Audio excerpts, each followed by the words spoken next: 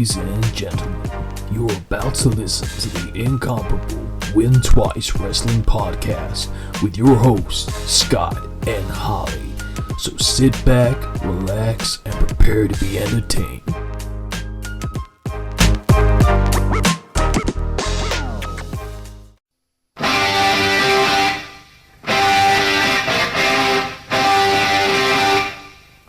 With the last-minute venue alteration at WrestleMania 7 still very much alive in the memory, WrestleMania 8 took some positive strides in nursing the WWF's ego as over 60,000 fans attended the Hoosier Dome to witness the showcase of the Immortals in 1992. The sharp increase in attendance was a pleasing sign for both Vince McMahon and the Federation, even if approximately 1 in 4 of said attendees at the event were admitted for free. WrestleMania 8 bore witness to a number of firsts for the granddaddy of them all. Primarily, the show was booked as having a double main event with Macho Man Randy Savage looking to wrest the WWF title from Ric Flair in the first half, and Sid Justice psychotically rampaging his way towards ending the reign of Hulkamania in the second.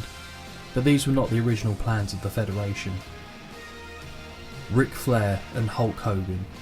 The much anticipated WWF title showdown between the poster boys of the NWA and WWF respectively was the originally planned headline act. A number of theories have arisen as to why this was not the end destination, but on paper, the alternative did not appear to be a bad one. After losing his retirement match at WrestleMania 7, Randy Savage returned to the promotion later in 1991, and come WrestleMania 8, he found himself embroiled in a feud for the promotion's top prize, all the while trying to defend the honour of the lovely Elizabeth. With Hulk Hogan's attention divided between the worlds of professional wrestling and acting, the talk going into WrestleMania season was that it could be the last ever match of the Immortal One. Standing against the Hulkster was the imposing and psychotic Sid Justice, a man hell-bent on bringing an end to Hulkamania and forcing the former WWF champion into retirement at any cost.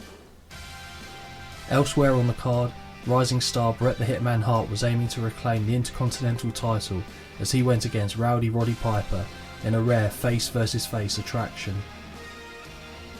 Having severed his ties in dramatic fashion with Marty Jannetty as one half of the Rockers, Shawn Michaels had recently commenced his run as a singles competitor, now being managed by the former Queen Sherry. Michaels' originally scheduled opponent for the night was his former tag team partner. However, thanks to a fracas with a Floridian officer, Marty was no longer a viable option for the show. Whilst there were indications that WrestleMania 8 may have been a step in the right direction, any notions of a sustained upswing would shortly be laid to rest, as within 1 month of the show, Hogan, Roberts, Piper and Sid all left the promotion. But surely the Federation would have enough time to organise themselves, re-strategise to improve business as a whole, and come 1993 they would ensure WrestleMania 9 was a smash success. What could possibly go wrong? Hello everyone and welcome to episode number 24 of the Win Twice Wrestling Podcast with your hosts Scott and Holly. Hey. How you doing, Holly? Oh, Scott. Not in a good way. No? Well, I'm in bed. Well, okay. So yeah, that is a problem. But you had a nice night there, didn't Yes, you? I did, thank you. Yeah, you do it again. Mm-hmm. Good stuff. But I mean, you're raring to go. You've got all your notes. Yes, I do. You might not have all your faculties or your contact lenses, which I've just Yeah, realised. let's hope I can read my notes. That was going to be my question. Is that actually going to be a... No, we're all right. Okay, good. Although I wish you guys could have seen her face there. She did a one eye closed, squinting at her little screen there. But good news, Holly, is that we're back on the road and the March Through The Manias. Oh, it's very good news. So you know it's going to be a short episode. Oh God. If nothing else. I'm just putting it out there. I'm sorry. I'm sorry. I'm not sorry at For all. anything I say or do or anything, I genuinely don't remember the last time I pulled an all-nighter, and this is it. What is quite funny is that Holly's still got the majority of the makeup still on. Hoop earrings Yes, are my still hoops in. are still in. Because when I saw you walking down the drive this morning, I thought, oh, it's so much worse than she said. Not as in look awful. It was a case of you didn't quite let on how... You should have seen me half an hour ago because all the makeup was still on. Love that. Oh, horrendous. I was doing a Alice Cooper from 2 WrestleManias back, I think, Look this at that. morning. She's still got the references, though. Oh, I'm getting there. It was WrestleMania 3. I mean, it was 5 WrestleManias All ago. right. 10 weeks. Nearly 3 months. But no, it's still Shit. good. Still good that you remembered and Thank got the you. reference, though. But, Holly, that this isn't how we normally start yeah. the show. Yeah.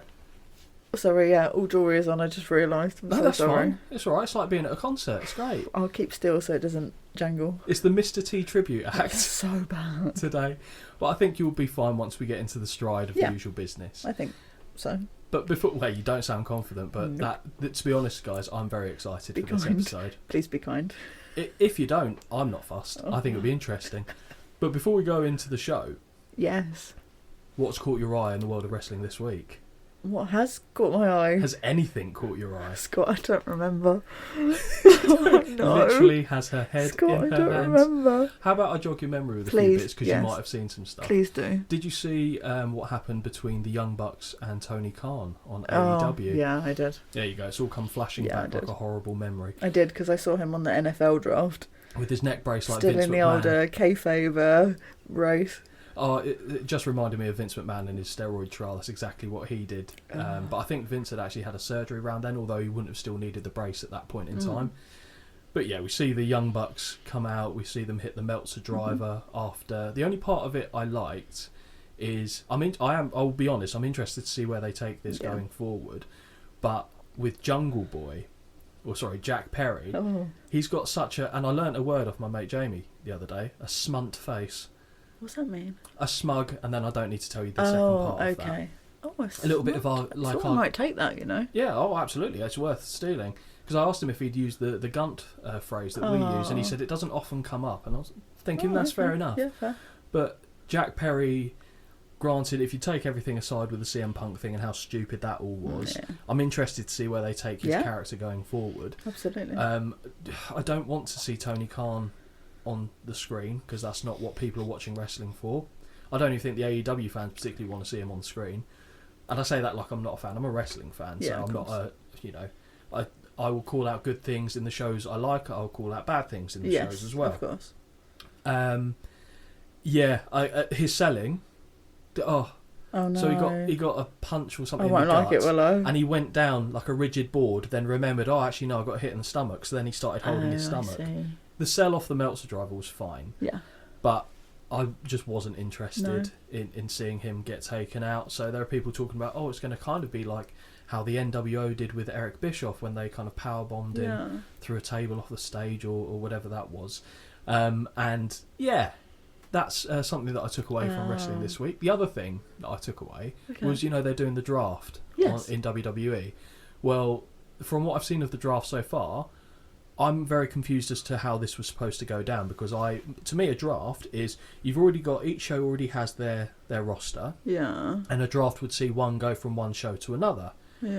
Basically it was like everyone was in the draft and they were just repicking which show they were going to be on, and most of them have gone to the show they were already on. Pointless. Yeah but I thought it was weird, although I noticed that I think they split up the what they called the wolf dogs or the doggy wolves. Yeah, I know, but I was very happy just to get a bit of Baron. Yeah, 100%. It did make me smile. I think you've had enough recently, to be fair. But yeah, Baron Corbin coming back to the big show. Well, the big show wasn't there. But no. Returning to the show that is big. Exactly. I believe he was going to, was it SmackDown? Yeah. So you have seen a few bits. I saw that. I saw something else this morning actually, but I don't know if it was real or if I was just drunk. And it said that Darby Allin got hit by a bus. What? Yeah. I didn't read it, so it could be like he's got hit by a bus, but actually it's a completely different story. It was a wrestling match and he chose to get hit by a bus. But I have no idea. I saw it on Instagram and I was like, I'm not here for it today. And yet I'm not surprised if that is the case and is true.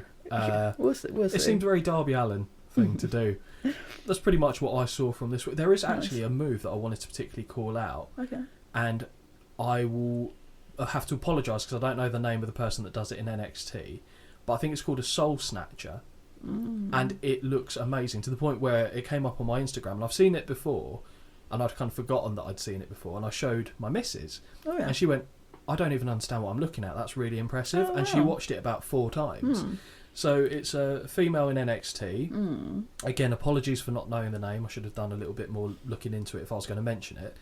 The person that she's going up against will be facing the ropes. She will run from behind them, put her foot on the middle rope, do like a front flip but going backwards off, and then basically pull them down with like an RKO. Okay. It sounds convoluted. It does. Exactly. You can't. I just saw you shake your head there. You can't quite get your head around it. I'll have to give it a Google. I'll find it for you. Thank Maybe you. not on Not today. No. But Today's not the day. today is not the day. Today's not the but day. look at the absolute commitment. You didn't think, do you know what? I could cancel this. No. I could do it. No, Holly's like, no. I'll I've made just- plans. Just do it pissed. Do it. Well, yeah, I wasn't going to go that far, but yeah, you can see that there's a little bit of residue alcohol behind Yeah. Holly's eyes, but I think it's mainly the tiredness, if Yeah. I'm being honest. Gosh. Anything else catch your eye? No, nothing. Well, that is fortunate then for you, isn't it? Nice. 7 minutes done. In the bag. Move on. No, we're done. See you later, guys. Have a great week. So this week, Yes. episode 24, back on the March Through The Manias grind, as I mentioned. WWF WrestleMania 8. The date was the 5th of April 1992. The venue was the Hoosier Dome in Indianapolis, Indiana. Attendance on the night, 62,167. Taglines, because we've got to keep the taglines in there, is Friendship Torn Apart and The Macho Flair Affair. Okay. The buy rate, oh dear, Oh. 360,000. Oh. Yeah, coming down significantly, isn't it? Oh, The yeah. attendance is up. Yeah. And I mentioned it in the monologue, which I definitely didn't completely forget about doing and then recorded last night when I remembered. I see. But even though the attendance was much better than WrestleMania 7, where they had to move the venues, as we discussed Yes. before, 1 in 4 people at the Hoosier Dome were admitted free of charge.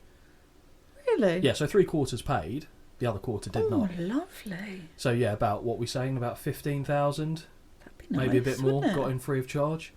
Imagine that these days for a WrestleMania. What's his name? The Mayor of London? Sadiq Khan? Yeah, let's...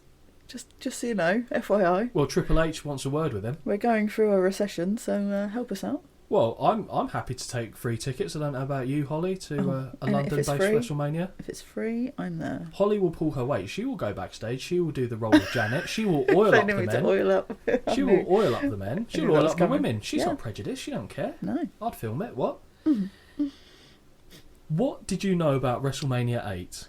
Or did you know anything about WrestleMania 8 before you started watching this one? No. Nothing. No? So you would have seen, I assume, there would have been a giveaway from the promotional poster Oh, yeah. as to the main event, because you Yes, can't get of away course. from that, to be Yes.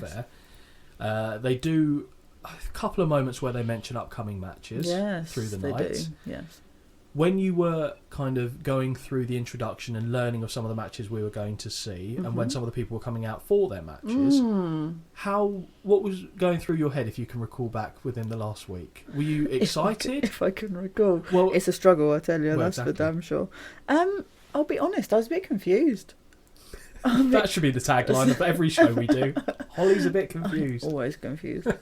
It'll make more sense when we get to it, but I feel like the booking or the order of this WrestleMania was all off. I agree. I'm no expert, let's be clear, especially not fucking today. Wait, you didn't book SmackDown last night? Oh, absolutely not. You were getting a SmackDown last night. Stop. But I don't know. Having watched it, I got to the end and I went, huh? Yeah. Like, it didn't make any sense to me. Yeah, we'll touch upon a couple of the things that happened. Yeah. Oh, well, we'll cover the whole show as we always do. But No, to we'll jump just the touch gun, on a few. to jump the gun slightly, when I was watching this show, I got through pretty much half of it in one go, which I thought was great. I mean, it's a Yeah. shorter WrestleMania, which I've Oh, not got an isn't issue it? with. But there Loved was it. still, this is probably the most notes I've taken for a show, and I'm sorry in advance. But it's because I've got a lot of stories Oh, yeah, to of course, educate yeah. you on and Thank factor you. in. Well, you might know some of it, to be fair. We'll see. Probably not today, no. But when I got halfway through the show Yeah. and I saw Ric Flair coming out, Uh-huh. I thought, wait, because I knew the matches, Uh-huh. apart from a few of the matches on the show, I knew what took place on this event. Yeah. And I said, we're halfway in. Why is the WWF title match coming on now? Yep. Do you know what? I don't even agree with, okay. Let's go under the assumption that it was going to be Hulk Hogan's last match. I think I'll allow that going on last. Well, yeah, I mean, it would But ultimately make sense for us. then again, so I'm going to argue with myself as I go through this. Oh, okay. I think the WWF title match cannot go anything other than second last, if not last. However, Yeah. the quality of the participants in the title match, as opposed to what actually went on last, that would make Hogan and Sid look even worse than it potentially already was. I say nothing until we get there. Okay, so Holly's not divulging anything, but I kind of understand why their hand was forced a little bit Yes. to give the separation, but I feel like they're on to a loss either way. Yes. Thinking back on this show, there's a few moments that always stick out in my head. One's at the very tail end. When I watched it, there was one moment that I go, oh, that's where that clip's from. Mm-hmm. And but again, it's come on, brain. The clip, Yeah. I wouldn't have had a clue what match it was from. Oh, okay, fair enough. It's just one clip of someone running in. Yeah. Okay. And I was like, oh, this is where it's from. Yes. So it's interesting. Yeah. But was match-wise, not a clue. So this WrestleMania has one of my favourite early WrestleMania matches in, Oh. and it's probably not the one you think. Oh, we'll see. So I managed to get the star ratings. I remembered ahead of time. Okay. I say I managed. So I've managed Mine to will get be for all WrestleManias. off the frickin' scale, so who knows? There's some at both ends of the spectrum. Oh, okay. I would say. Well, yeah, okay. Mm-hmm. So let's jump into the show opening, Holly. So very early 90s colour palette with gold and purple all over the screen. Yeah. Shooting arrows fly everywhere and the WrestleMania logo emerges from behind the city skyline. Vince McMahon is screaming his balls off as usual as he welcomes us to WrestleMania. But most importantly, ladies and gentlemen, we have the only WrestleMania music that will ever matter playing in the background. You kind of looked down your nose a little bit there. Is the WrestleMania song getting on your tits now? Maybe. I'm ready for it to be upped a little bit. When you say upped, what you mean? Just a different song? I'm bored of the old 80s, 90s. Oh no, I still want this WrestleMania playing, music playing for these WrestleManias now. You mean you don't want The Weeknd? What, for the second time in a row? No, I'm probably right. Nothing against The Weeknd, I just don't need it. Don't need it because you've mentioned it to me before. I think it's and funny. every WrestleMania I think we've covered in the last 6 weeks. Yeah. So Vince lists some of the showcase attractions on the card, including WWF champion Ric Flair, who will be taking on Macho Man Randy Savage. Holly's annoyed. This upset me so much. The imposing Sid Justice, who will face off with the immortal Hulk Hogan in what could be the latter's last ever match, and they really are hyping that. And it was still unknown whether it was actually going to be his last match, which I'll dive into a little bit down the line. The guttural noise out of Vince's mouth when he says WrestleMania is so over the top, I actually laughed. Oh. Because he goes, WrestleMania! And it goes on and on and on. You're like, Vince, are you okay? And I can only imagine he is absolutely rocketing through nose candy at this particular thing. Because he once said, I don't remember exactly in what context or who it was to, but he basically said, you can put as much cocaine in front of me as you want and I can go through the lot of it and I'll never get hooked. Well, if you're going through as much cocaine as someone puts in front of you, that probably suggests you're hooked. But that's a quote that's come out of Vince McMahon's mouth. Yes. Not sure that's what Vince was aiming for. I think he was trying to build up the gravitas of the whole event. Yeah. And instead, I just went, fucking idiot, laughing to myself. The camera now takes us to the vast Hoosier Dome. It's a nice change. It's big, isn't it? Going back to the old kind of nice stadium feel rather than the little kind of memorial. This got me in the feels. I was like, oh, okay. Okay, so starting off on a positive note for you here, which is great. Mm-hmm. From there, we hear the voice of Gorilla Monsoon, who introduces us to the show alongside Bobby Heenan, who looks like a Texas oil tycoon with that suit. I've put here, Scott will be very happy here. Because of Heenan. These two on I love them. commentary together. I love them. And I'm upset that you're not in love with them yet. Not yet. There's still time. There is time. You gave me Jesse and you took him away. I'm still dealing with that. Who knows? I might give you Jesse again sometime. Ooh. Monsoon, for his part, is wearing a top-tier tux that ranks as my favourites of his to date. Okay. It wasn't quite the blood red one that we had before, but it was good. All the while Gorilla is setting the scene, Heenan is looking up at the rafters, and eventually Monsoon loses his rag and asks him what the hell he's looking for. Heenan advises he's looking for the dirty centerfold pictures of Elizabeth. Gorilla shouts, "Don't start!" Holly, this plays into the title match later, and I'll touch upon it then for you. Yep. Holly is livid as Gorilla lists a good portion of the card off here. Mm-hmm. Yes, I was. Honestly, if you could see me watching this, I'd be like, fuck's sake. I imagine you're saying this out loud as well. Yes, of course. You are. Of course I am. What I assume, I don't want to assume, I'm going to ask, were there perhaps Freddos at hand? Do you know what? Prosecco? Just FYI, my birthday's upcoming. If anyone wants to give me some Freddos. I miss Freddos in my life. I haven't had any for ages. Prosecco, yes. Yeah, Prosecco was there, cool. Yes. I've already sorted your birthday present out, so you know what we're doing for that. Yeah, I do know what we're doing. We're going to see wrestling, Very aren't we? exciting. Yeah, that'll be coming up fairly soon. Yeah. Yeah, no, I'm looking forward to that.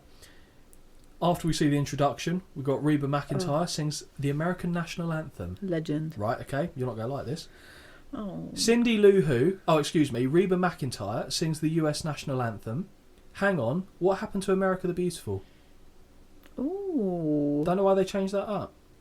I must say, some of the country twang she uses doesn't hit right for me, but in general it was alright. It's because it felt forcing it in rather than doing it naturally. I'm not saying she doesn't have a good voice.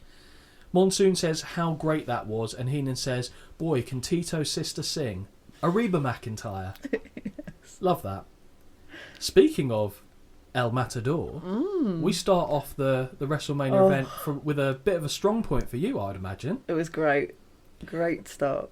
So before we get... Actually, I think it was Shawn Michaels that came out first, wasn't it? Yes, it was.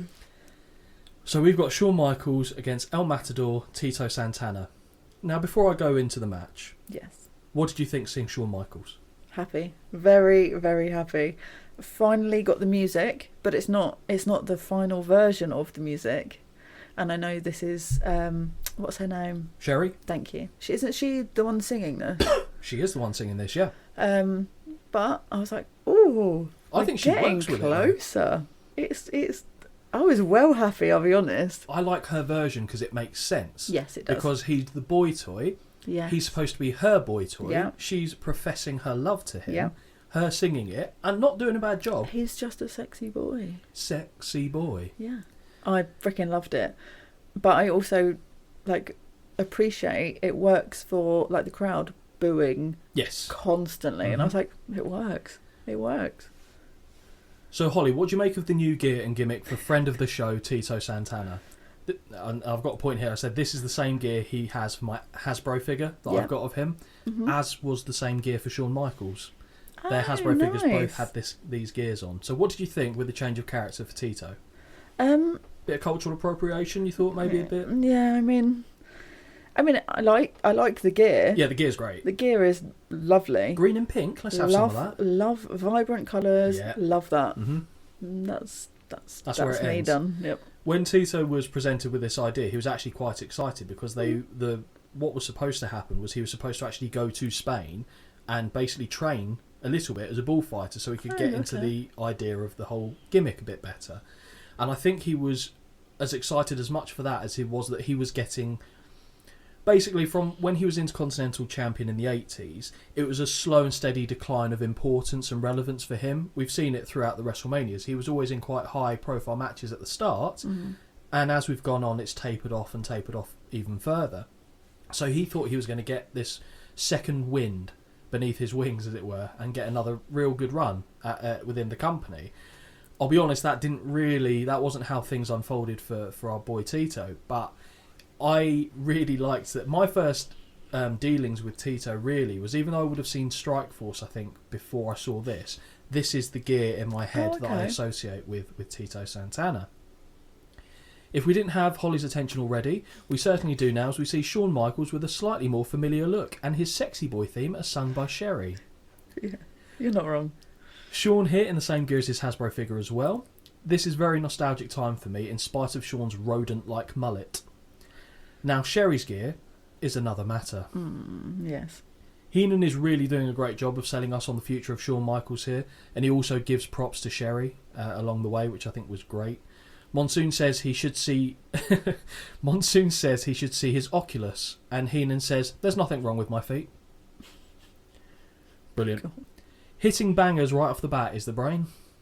I'm always concerned I've put the Brian. Oh, yes. Because we're only one typo away from hitting that. Of course we are. I don't think I have. We'll find out. Not yet.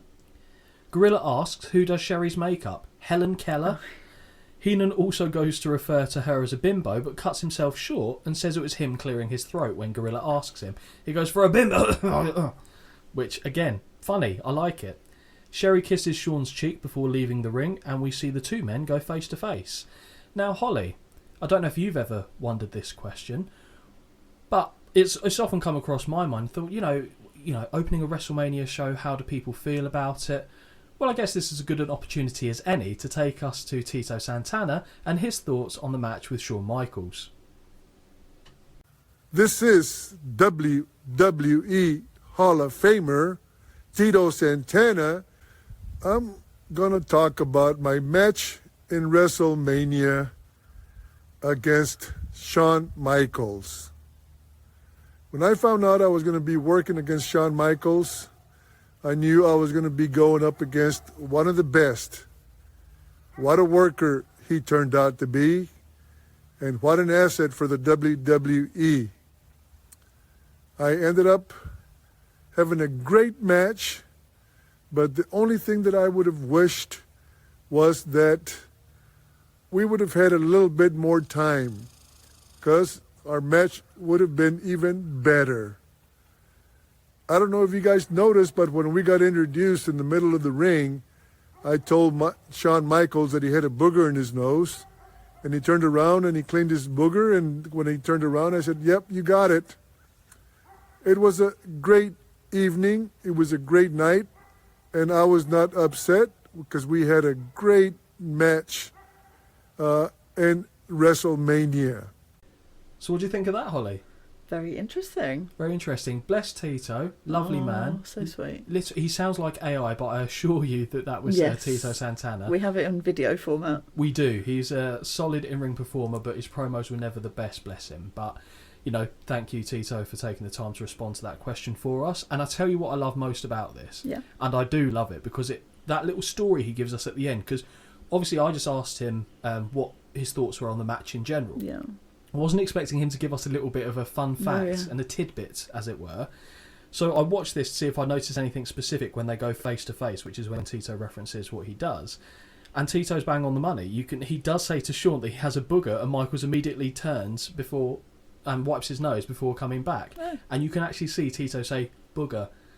Like, you see him mouth it, and it's fantastic. And I mentioned this to Jamie because I was laughing, and I didn't know if you would spot this. No, I thought I definitely didn't. Go back and watch it, honestly, I will. and you see him. And Jamie started laughing because he went and watched it, and you can clearly see he does say that to Shawn. So, yeah, thanks, Tito, for that.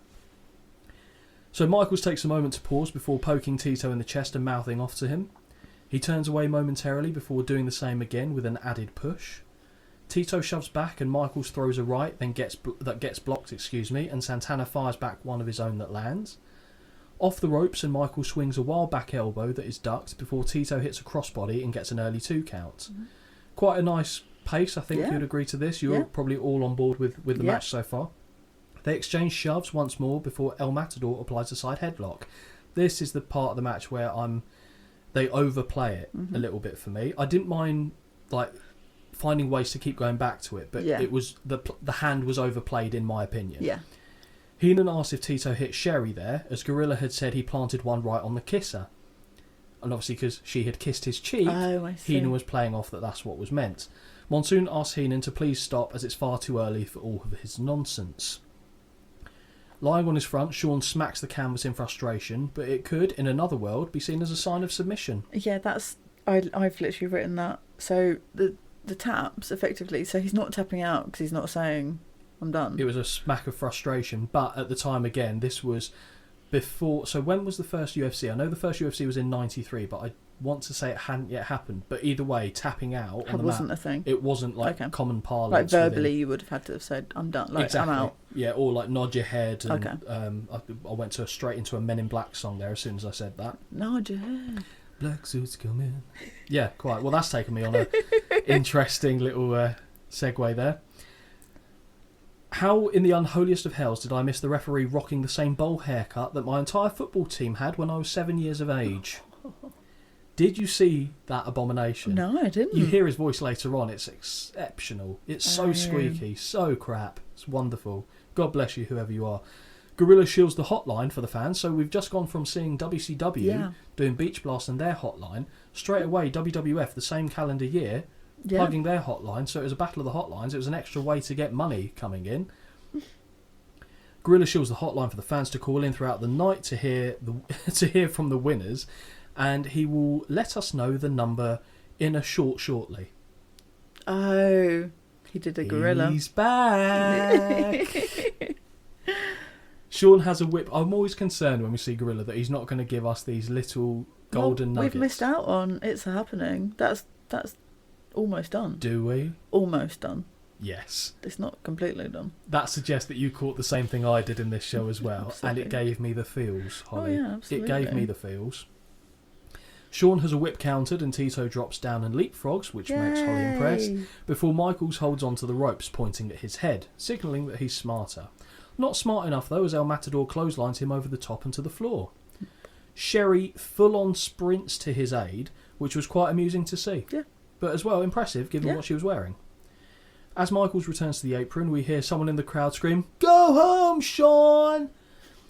And as he goes to respond, Michaels is grabbed by the head and pulled back into the ring over the top rope, which is something that you don't often see. No. With the side headlock back in, note that point, Sean periodically slowly reaches for the ponytail of Tito before eventually grabbing it and taking the action to the corner. Michaels breaks free and delivers a shoulder tackle and right hands. Corner whip is reversed, but Sean goes up and over and connects with a few more rights. Second corner whip sees the same sequence, except this time Tito doesn't rush in, waits for Michaels to turn around and delivers a big right of his own. Nice. Yeah. I like it when a wrestler shows that they've learnt from something that's already happened or recent memory from another match. We mentioned it when we covered the Raw after... Oh, which show was it? It was the one where Big Show had just had the triple threat match with Rhino and Test for the title. And then, was it King of the Ring? Was it? So I can't remember which show it was, but it was around that time. And then, on the Raw, we see Big Show learn from the trash can throw, is the long-winded point I'm trying to make. Side headlock takeover gets a near fall, and Michael shifts the position to get a couple of near falls of his own. Sean looks to deliver an atomic drop to break free, but El Matador wisely rolls through with a side headlock takeover, which Heenan casually calls out, "He used the hair!" Gorilla gets annoyed and Heenan defends himself, saying, "Well, from my position, it looked like he grabbed the hair. Now, do you mind, Ape Man?" Gorilla. Oh, yeah. Yeah. As El Matador continues to work the side headlock, getting the occasional 2 count, Monsoon says he has never seen a man pinned with that hold. Heenan says he's beaten a man with that hold.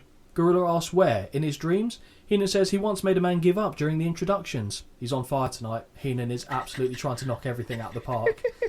Really quick-witted, and I love it. And I like seeing Gorilla getting flustered with a response, but he also flusters Heenan in the show as well. Sean ducks too early off a whip, and Tito gets a small package for an earful. Side headlock takeover again, this time leads to a very close 2 count. Michaels sidesteps a whip charge and sends Tito flying over the top to the floor. Tito gets pulled back into the ring and Michaels hits an awkward backbreaker right after we see Sherry look to remove her glove. Cover gets a 2 count. Michaels applies a reverse chin lock and the crowd starts to rally behind our boy Tito. They do, don't they? But yeah, surprisingly so actually. Yeah. Oh, because I wasn't anticipating that. El Matador elbows his way free but runs into a super kick because it's not yet the Sweet Chin Music, Holly. This isn't his finisher. Yeah, I did write that, though. I did call it Sweet Chin Music. Which is understandable. I think at the time he was using what he called a teardrop suplex, which is just a suplex, basically, for lack of a better term. But yeah, this was prior to the super kick being his finisher. Wonderful flying forearm by Tito, and I still maintain no one hits it quite like that.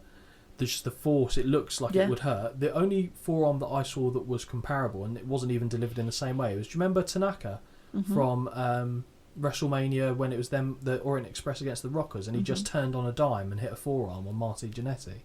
That was great. Okay, yeah, so... Oh, I've missed loads of it. So Sean looks for a shin breaker, but Tito palms the nose to escape. And Matador ducks too early for the whip and gets kicked. Yep, wonderful flying forearm. Followed quickly... Tito sends Michaels to the floor. Following quickly behind, Santana smashes Sean's face into the stairs before throwing him back into the ring. From the apron, El Matador slingshots himself over the ropes to connect with a second forearm. Now, Holly, what are your thoughts on that move? Because I know you like someone being slingshotted into the ring. I love a slingshot. Yeah? Even when it's self-slung? Yeah, I don't know what it is about it. Just really like it. Just pleases you? No, Yeah, that's fine. does. I just wondered if it wasn't someone else doing it, if you'd view it differently. No, I still quite like it, I'll be honest. Yeah, no wrong with that. Shawn appears to be looking for help and appeals to the fans. Tito whips him into the ropes before a gut punch and follow-up knee lift sends Michaels into the buckles. Inverted atomic drop, and the crowd are getting very loud for Tito here. And again, I'm pleasantly surprised. Yeah. Another flying forearm as Shawn looked to get to his feet, but he smartly rolled to the floor once again. From the apron, Tito looks to body slam Michaels back into the ring, but Shawn grabs the top rope, causing El Matador to fall. Somehow this leads to the 1, 2, 3, and the match is over with Michaels as the winner. Yeah. So post-match, Shawn dismissively waves Tito away and beckons Sherry into the ring. He shoves her to the floor. Yeah, I know, it's a bit weird. And does the familiar pose that we're accustomed to above her. Heenan refers to Shawn Michaels as being the man of the 90s, and how right would he get proven to be on that point? Yes. Holly, what do you think of the opening match? Do you know what? Really enjoyed it. Yeah. For me, this is a perfect opener. Yep. It's two good people you're putting in there. The crowd got behind it, so it's not dead. It's not a long match, like it's a good length of time. It was longer than most WrestleMania openers are, but I agree. But it wasn't too long, No. It wasn't too short. I know he said he wanted it to be longer, but I actually feel like it was the perfect length for me. For me personally, I know. No, that's fine. I think the ending was quite abrupt. Yes, it was. Yeah. It didn't feel like they built towards that. It just kind of happened. So I get, if I'm a betting man, and not to put words in his mouth, I would estimate that that's probably what he was referring to there. The only downside to the match for me, which is what I mentioned during the actual analysis, and he said analysis there. No, fair enough. Was the side headlocks and the number of side headlocks. Yeah. I thought that was a bit much. Yeah. But everything else I really enjoyed. And Holly, I guess that leads to the scoring. So what would you score it? Do you know, I really feel like I was a bit generous here. 3 out of 5.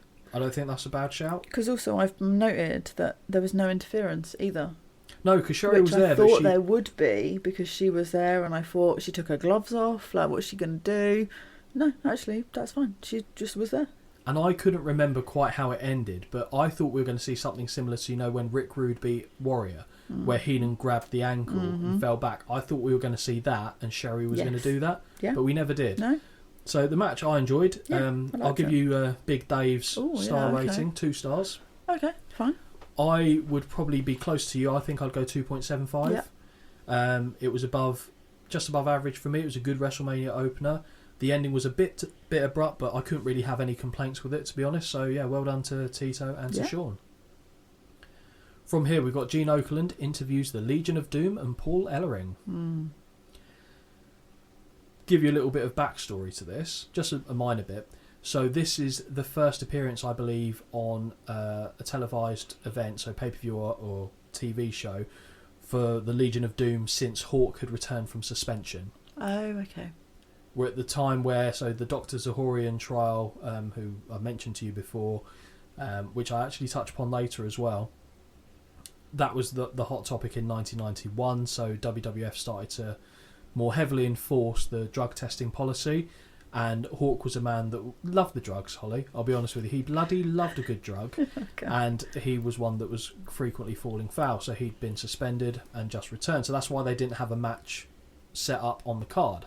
Because if you look at what they could have done here, I don't know, it just felt like having the Legion of Doom on your books and not using them in a pay-per-view match just seemed like a waste. But they do get them on the show here. And this is the first time we see them with Paul Ellering. Do you recognise Paul Ellering? I feel like the answer's no, but do we see him later on? In terms or is this the only time we see him? Cause, in the show, you mean? Yeah. I think it's the only time we see him in this show. It's not the person I'm thinking of then. No, tell me. Okay. So Paul Ellering was the manager of the Legion of Doom, the Road Warriors, before they were in the WWF. He was their mouthpiece. He was kind of I think basically the story is he brought them together, both the guys being from Chicago, and this was the first time he was brought into the WWF to be linked with them. So they felt that the Legion of Doom needed something adding into the mix to kind of change up the perception of them, and they just basically brought in Paul Ellering to reunite with the guys. Now, what they did in terms of character development for them was very interesting, and when we get to SummerSlam 92 as a show review, you'll see a bizarre creative decision, which I won't cover now because I just want to see your face when you actually see it in person. Gosh. But that's why Paul Ellering was brought back into the mix, to kind of liven it up for the Legion of Doom. So Paul Ellering announces he has returned, and it was he that brought the Legion of Doom together in the first place. Animal says that Legion of Doom have beaten everyone in the WWF, and that DBRC and IRS will be in trouble when they get their hands on them. He passes over to Hawk, who starts, as he tends to, with, "Well!" and then goes into absolute gibberish. Hawk says they have been a runaway train with nobody driving it. Says that's scary, but now it's scarier with who's driving the train. Ellering, "Is the going up worth the coming down?" Which is a great phrase. No. Okay. Matter of factly, no, Paul, you're wrong, son. That's great, just shot him down, fair enough. Legion of Doom have always earned their money the old-fashioned way, beating people up. He says that LOD will once again get the tag team titles. Animal says he doesn't care if it's the Genius and the Beverly Brothers, Jimmy Hart and the Nasty Boys, or Money Incorporated. None of them will stand against the LOD. Hawk, "Oh, what a rush!" Boo! And then the music and etc, etc. Thoughts on that bit, Holly? Lovely. Great. Honestly, I can't with these backstage bits in this. It wasn't backstage, they were out in front of the people. Oh, yeah, but you know what I mean. No. No? Not for me. Fair enough. Well, speaking of backstage bits, Sean Mooney interviews Jake the Snake Roberts. Here is a guy I will listen to all frickin' day long. Oh, absolutely. One of the best, if not the best, skilled. promo. Brilliant. So skilled. Brilliant. Shout at me. I won't frickin' listen. Talk quietly. Oh, I'm intrigued. I'm gonna listen. Okay, good to know. Sean asks about the rumours that Jake Sean asks about the rumours that Jake will be bringing a snake to the ring. Jake laughs and says that is how rumours start and are spread, but Jack Tunney, who's the acting WWF president, will not allow that, so he won't be allowed to bring his favourite pet to the ring. Mooney says he didn't like what Jake did on the set of the funeral parlour, and we see footage of Jake trapping Taker's hand in a coffin before hitting a DDT to Paul Bearer. Brilliant. Yeah. Brilliant. The biggest man doesn't always win. The strongest man doesn't always win. No, the smartest man, the coldest man wins. Jake followed up with 2 chair shots to the back of the dead man, and again, even that little promo there, brilliant. Oh, just brilliant. Just compelled to listen to him. Oh, absolutely. Just talk about anything, and I'll listen. But this was the first time, effectively, I suppose, seeing him as a heel. No, but for me in WrestleMania. No, he was a heel against George Wells in the first match. Okay. WrestleMania 3, yeah, he might have been faces for the rest of the Manias, actually, up until this one. But in the first one, he was still being booked as a heel. This was the first one I remember watching and being like, oh, the crowd aren't really, behind him. That's sad.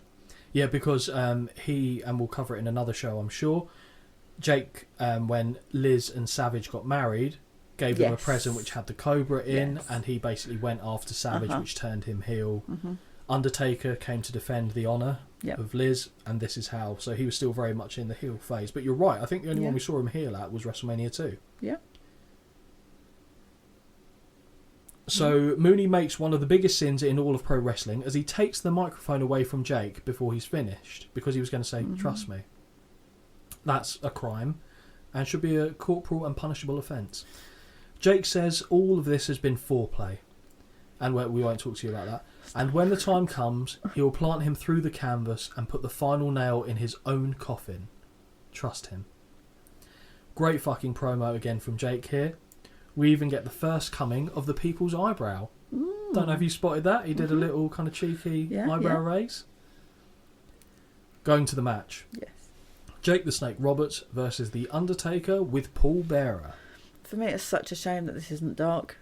Like, it's as in... nighttime. For Undertaker's entrance. Yes. It just doesn't hit the same when it's daylight. Yep, no, I'll give you that, actually, because it's kind of part of the mystique, isn't it? Yeah. But I guess also in the latter part, when you would be more familiar with watching The Undertaker's stuff, they used to dip all the arena lights as soon as you heard the gong. Yeah. But they weren't at that point for him yet. Jake not carrying a bag over his shoulder to the ring just looks not right at all. And I'm not a man who's a fan of snakes, but it doesn't look right. It doesn't sit right with me, that. Holly, did you know this match very nearly didn't happen at all? No. Jake was getting fed up with his positioning and booking and wanted a spot on the writing team on WWF. Vince did not agree to this. So, moments before WrestleMania 8 started, Jake said to McMahon, "If you don't release me from my contract after this match, I will not go out there and perform." Really? Vince reluctantly agreed, and the show went ahead. But Jake basically just said, I took my opportunity. I was so unhappy with how I was being used. I didn't see anything positive for me in the future. They wouldn't allow me to join the writing team. And imagine Jake on the writing team. That would have been... And Vince forced his hand, said no. Oh, well, was told basically, I'll let you go. And that's what happened. Wow. Yeah. Because then, like, I don't know, it seems very strange. But, yeah, went ahead. And the first thing I've got here is imagine how good it would have been as Jake writing storylines. I know I said I would try to avoid it, but good contrast of ring gear in this one. Hey. We've got the white of Jake Roberts, yes. We've got the black of Taker. I always think white ring gear is a bold choice, but we've seen second match, second person in white. Shawn Michaels, obviously, yeah. He had a little bit of contrast there with the red and black hearts, but I take your point, certainly. Undertaker was now face following his intervening when Roberts attacked Elizabeth. That angle obviously later shifted from Roberts and Savage to Roberts and Taker. Taker stalks Roberts slowly into a corner, but the snake ducks out and hits a right hand to the gut. Second corner stalk and Roberts avoids once more before hitting a right to the face. Third corner and back to the gut punt again. Second punch to the face. Undertaker keeps marching forward. He's very much the undead at this point. Yeah. You know what you're getting from an Undertaker match. Roberts avoids him at the ropes with a further punch to the gut and right to the face. You notice the theme? Mm-hmm. But again, it actually makes sense in this. Yeah. This is how you'd counter just an unstoppable force walking forward. A second blow to the head sends Undertaker over the top rope to the floor where he lands on his feet in a classic Undertaker spot. Brilliant. What was interesting about this is that on paper, the Undertaker character seems very difficult to believe as being a face. Yes. Because everything about him screams bad guy. Yeah. But it shows that it can pretty much be done with anyone because all the fans would have thought is, my God, this guy's scary. Mm-hmm. But now, my God, this guy's scary, but he's going after the people we want him to go after rather than the people we love. It's great. Yeah. It was such simpler times because you just don't get that these days. Jake doesn't notice this, but certainly realises the danger when Taker pulls him out of the ring by his ankles. Big right hand by Undertaker, who runs the snake shoulder first into the ring post. Drink. It pains me to say that today, but I know it does, I can tell. Jake rolls back into the ring, and when Taker follows, Roberts meets him with a big knee lift. I like the Roberts knee lift. Mm-hmm. You like it apart from the fact when he's swatted in the air and ends up upside down in the corner. Series of right hands and corner whip by Jake. Second corner whip attempt is blocked by Taker, who whips the snake into the corner instead. Roberts looks to leave the corner, but Take goozles him and forces him back into the buckles. Goozles, grabbed by the neck. Yeah. Okay. Cool, you got that? Yeah, lovely. I'm there. Sorry for mansplaining there to you. Choke in the corner, and Taker ignores the referee, who reaches 5 and doesn't DQ the dead man, so the streak's over. I know. Just saying, putting that out there. Corner whip by Taker, who again goozles Roberts by the throat, shoving him back into the buckles. Choke is reapplied. Big corner whip once more, who bounces out. Sorry, no, I've got to know what you said there because you've just chuckled at your own notes. Heenan made a comment that made me laugh. Yeah. He said, how did Paul Bearer get the urn?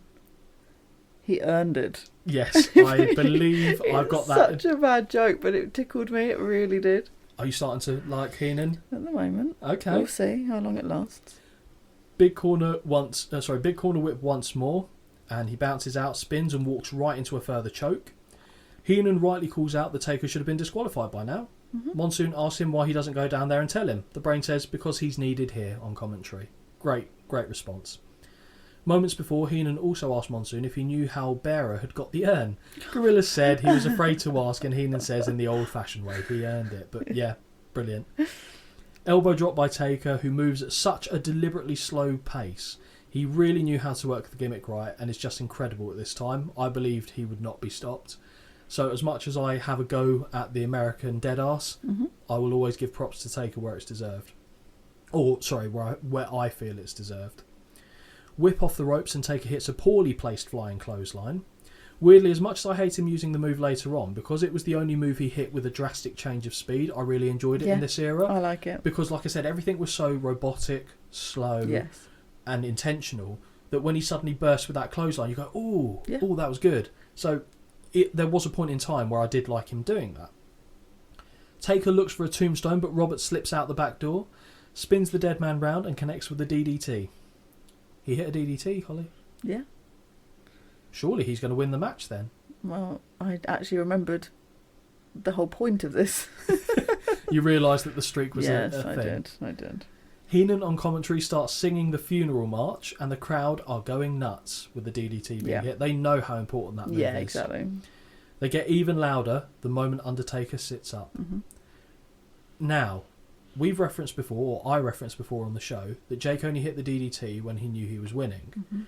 I guess an exception would be the fact that he hit the DDT here, he knew he was leaving the company. Yeah. He never pinned him after he hit the DDT. True. So I guess maybe that's a little amendment to make to that statement. Jake immediately makes a beeline for Taker, who grabs him by the throat. Robert hits a knee lift to escape before hitting a short arm clothesline, which is usually the setup for the DDT. Taker sits up once more. Second DDT connects, and God help me, nobody does it better than Jake. Roberts is pointing and taunting Bearer, and again does not go for the cover. Yep. He exits the ring and punches the possessor of the urn. But he earned it, you can't do that. And tries to liberate it until Taker grabs him from behind, scoops him up, tombstones him on the floor. No, thank you. Not a fan? No. The dead man picks him up, rolls him into the ring, and Roberts can rest in peace with the 1, the 2, the 3. I'll ignore that his toe was under the bottom rope and shouldn't have counted as a pin. The streak is now 2-0 as Monsoon shouts, "Holy mackerel!" Thoughts on the match, Holly? You know what? I actually didn't mind it. I thought it was alright. Yeah? I thought it was a nice, again, segue in. We'd had the first match, this one. Lovely. I gave it 2.5 stars. 2.5? Fuck me, you were very generous. Yes, I was. You wait till there's some scores coming up. You'll be like, were you high? Well... I wasn't. Or just lacking in sleep. Oh, that's just today. I could just see you look like you're about to... You look like exactly how you did when, we were getting the train home from Wembley. That is what it looks like. I feel like that. Yes, I imagine. 0.75 stars by Big Dave. Oh, okay. I mean, it's fine. It's fine. He can do whatever he likes. I just like the theatrics behind this one. I am not as high as you on this, quite in every respect.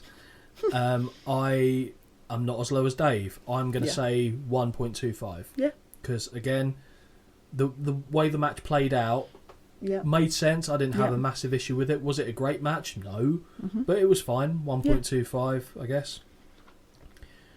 From here, Mean Gene with Piper and Hart. The only man that's allowed to wear... One of the only men that's allowed to wear sunglasses inside. Did we decide that Bret Hart was an exception to the rule? Because I thought it was just Savage sitting on that plinth alone. Well, I feel like he's there, I'll be honest. Okay, that's fine. Gene does a good job of setting the table of the upcoming Intercontinental Championship match before Hot Rod jumps in. How does he look so much younger here than he did in the last times we've seen him? This boggled me. Genuine answer? Sure. He's not on the gas at this point, I don't think. I see. So he's gone leaner. He looks in much better condition. He looks great. Full on soccer mum hair. It's looking on point. I just thought, oh my God, he looked well young. But is he getting on your list? No. Oh, okay. But just looked young. Holly, did you know this is the only WWF title that Roddy Piper ever held? I did actually know that. Okay. I did. I'm impressed. How did you know that? From my Googling a while ago. There it is. Yes, I did know that. Crazy when you think about it. He would have been an excellent WWF champion in the mid to late 1980s. I mean, if you think about it, he was the foil against Hulk Hogan at the very first WrestleMania. It's just funny to think that that's how it kind of worked out. Piper knew how to protect himself, though. In general, he knew when to lose and when not to lose to protect it. But again, it then made it a bit difficult to put him in title-winning scenarios, because there's a lot of people that he, would say, well, it doesn't make sense for me to lose to them because there's no money then in a return, like he did with Hulk Hogan. He refused to lose to Hulk Hogan. Piper says how much he loves the Hart family. He loves Bret's mum. Piper, well, based on how many kids she had, his fucking Bret's dad certainly loved old Helen Hart, didn't he? Piper says he has known Bret since he was knee-high to a grasshopper. Although Bret, of course, wasn't potty trained until he was 7, but we all have our problems. Piper squeezes the cheek of Bret, who grabs his wrist and says, keep your hands to yourself. Yep. Piper says he was having a nice time, and now all of a sudden Bret wants to be a hero. Bret says all he wants to do is win his Intercontinental title back. Holly, did you know there were rumours in early 1992 that Bret was going to leave for WCW? Oh. His contract was coming up at the time. As Vince was so concerned that a title holder in the WWF could potentially head to the competition with the gold, he had Bret drop the title on a house show to the Mountie before the 1992 Royal Rumble. Hart chose to re-sign with the WWF, and this led to Vince deciding on the face-to-face match for the title here at WrestleMania 8 with Hot Rod. So Mountie only held it for like a couple of days before he lost it to Hot Rod. Okay. But yeah, the concern was that Vince thought, a champion's leaving, he's going to take the title, he's going to do something with it on TV. Bret Hart never did that, but someone else did in the mid-90s. Bret puts his hand on the title now, and Piper says for Hart to keep his hands to himself. As Piper goes to walk off, the Hitman grabs him by the arm with his fist cocked and says, see, I could have had you. Piper says no, because he already had his fist cocked as well. Bye-bye, bye-bye, bye-bye. Is basically how that promo. That's all I've written. Bye bye. How's this interaction for you? Appreciating it was a backstage one. It's not too long, so I'll let it go. Mighty kind of you to do so. Isn't it just the match? Yes. Now I want to give this match the proper treatment it deserves. I'm going to spoil it now. I fucking love this match. I fucking love this match long time. Okay? Okay. Bret the Hitman Hart versus Rowdy Roddy Piper for the Intercontinental title. Holly, thoughts on the all pink gear for Bret on this night? Fucking love it. Do you? Yes. And so do I. Wonderful. He fucking makes it work. Good. He's a sexy man. He's a sexy man. He it's is. Fine. Yeah. When you knew this match was coming, what were you thinking? Were you looking forward to it? Yeah. I'll be honest. Obviously, seeing Bret with Anvil, yep, I've enjoyed, and I was like, oh, okay. Now I get to enjoy a bit more solo action. Yes, and shall we say? It was kind of in parallel to Shawn Michaels going for his singles run after leaving Marcy Jannetty in the wake. Piper looks as serious as a heart attack as he makes his way to the ring. I remember when I watched this for the first time, I was really amped for this match. Okay. As I love both of these guys, but I was always siding with the Hitman. I was never not siding with my boy Bret. Yeah. The ref calls both men to the centre of the ring to give instructions as they go nose to nose. A great image that has been used to signify the importance of the Intercontinental title in video packages down the line. Yeah. Heenan. Two ugly people looking at each other. That's fun. Brilliant. Match starts with a collar and elbow tie-up that results in Hot Rod hitting an arm drag. Second collar and elbow results in the reverse and Hitman hitting an arm drag of his own. Females cheer, noticeably, when Bret does anything. Yes. Waistlock go behind by the champion. Hart looks for an escape and eventually finds one as he runs towards the ropes and ducks, sending Piper to the outside. I'm never not going to love that. Yeah. We've seen it a few times now and I love it every single time. Yeah. Hot Rod is livid and he storms back into the ring and Hart shoves him in the chest. Very unsportsmanlike as Piper spits his gum off the chest of the Hitman. No. Boo, Holly would be livid. Yeah, correct. And you can see the gum land on the floor as well. Correct. Piper wants a test of strength and the two contest in a Greco-Roman knuckle lock. Nice transition by Hot Rod, who applies an arm wringer, but is quickly reversed by Hart. Bret clubs away at the arm and Piper punches and chops, trying to get free, but Bret will not let go. Hair pull by Piper and he rams the Hitman into the buckles, but the challenger will not let go. Flurry of chops, still no luck. Piper starts circling quicker, but gets dragged to the canvas with the momentum, much like, was it Knobs did at WrestleMania when the Nasties beat the Hart Foundation, and I think Jim the Anvil had him by the arm and he started running around in circles. Oh, yeah. Mm-hmm. Very similar vibes to that, but I preferred this one. Parper. Hammerlock now applied, but turned back into an arm wringer as Hot Rod returned to his feet. Push-off whip by the champion, and Bret ducks a clothesline and connects with a drop kick of his own. Bret immediately starts nursing his shoulder on impact, but it was only a ploy as he secures a small package and gets a near fall as Piper comes in close to check on him. Yay. Heenan calls it a great move, but Piper has a different take as he slaps the piss out of Hart. How are you feeling like this with the opening exchanges? Initially I was a little bit concerned. Okay, fair enough. As in I was a bit like, oh, is it going to be one of those where I do a move, I do the same move, I do a move, I do the same move? It's kind of the dichotomy that's created with a face versus face match, because otherwise one's got to play a heel and one's got to... But, actually, okay, I'm alright with it. Alright. Getting a bit heated now as Bret shoves Hot Rod in response.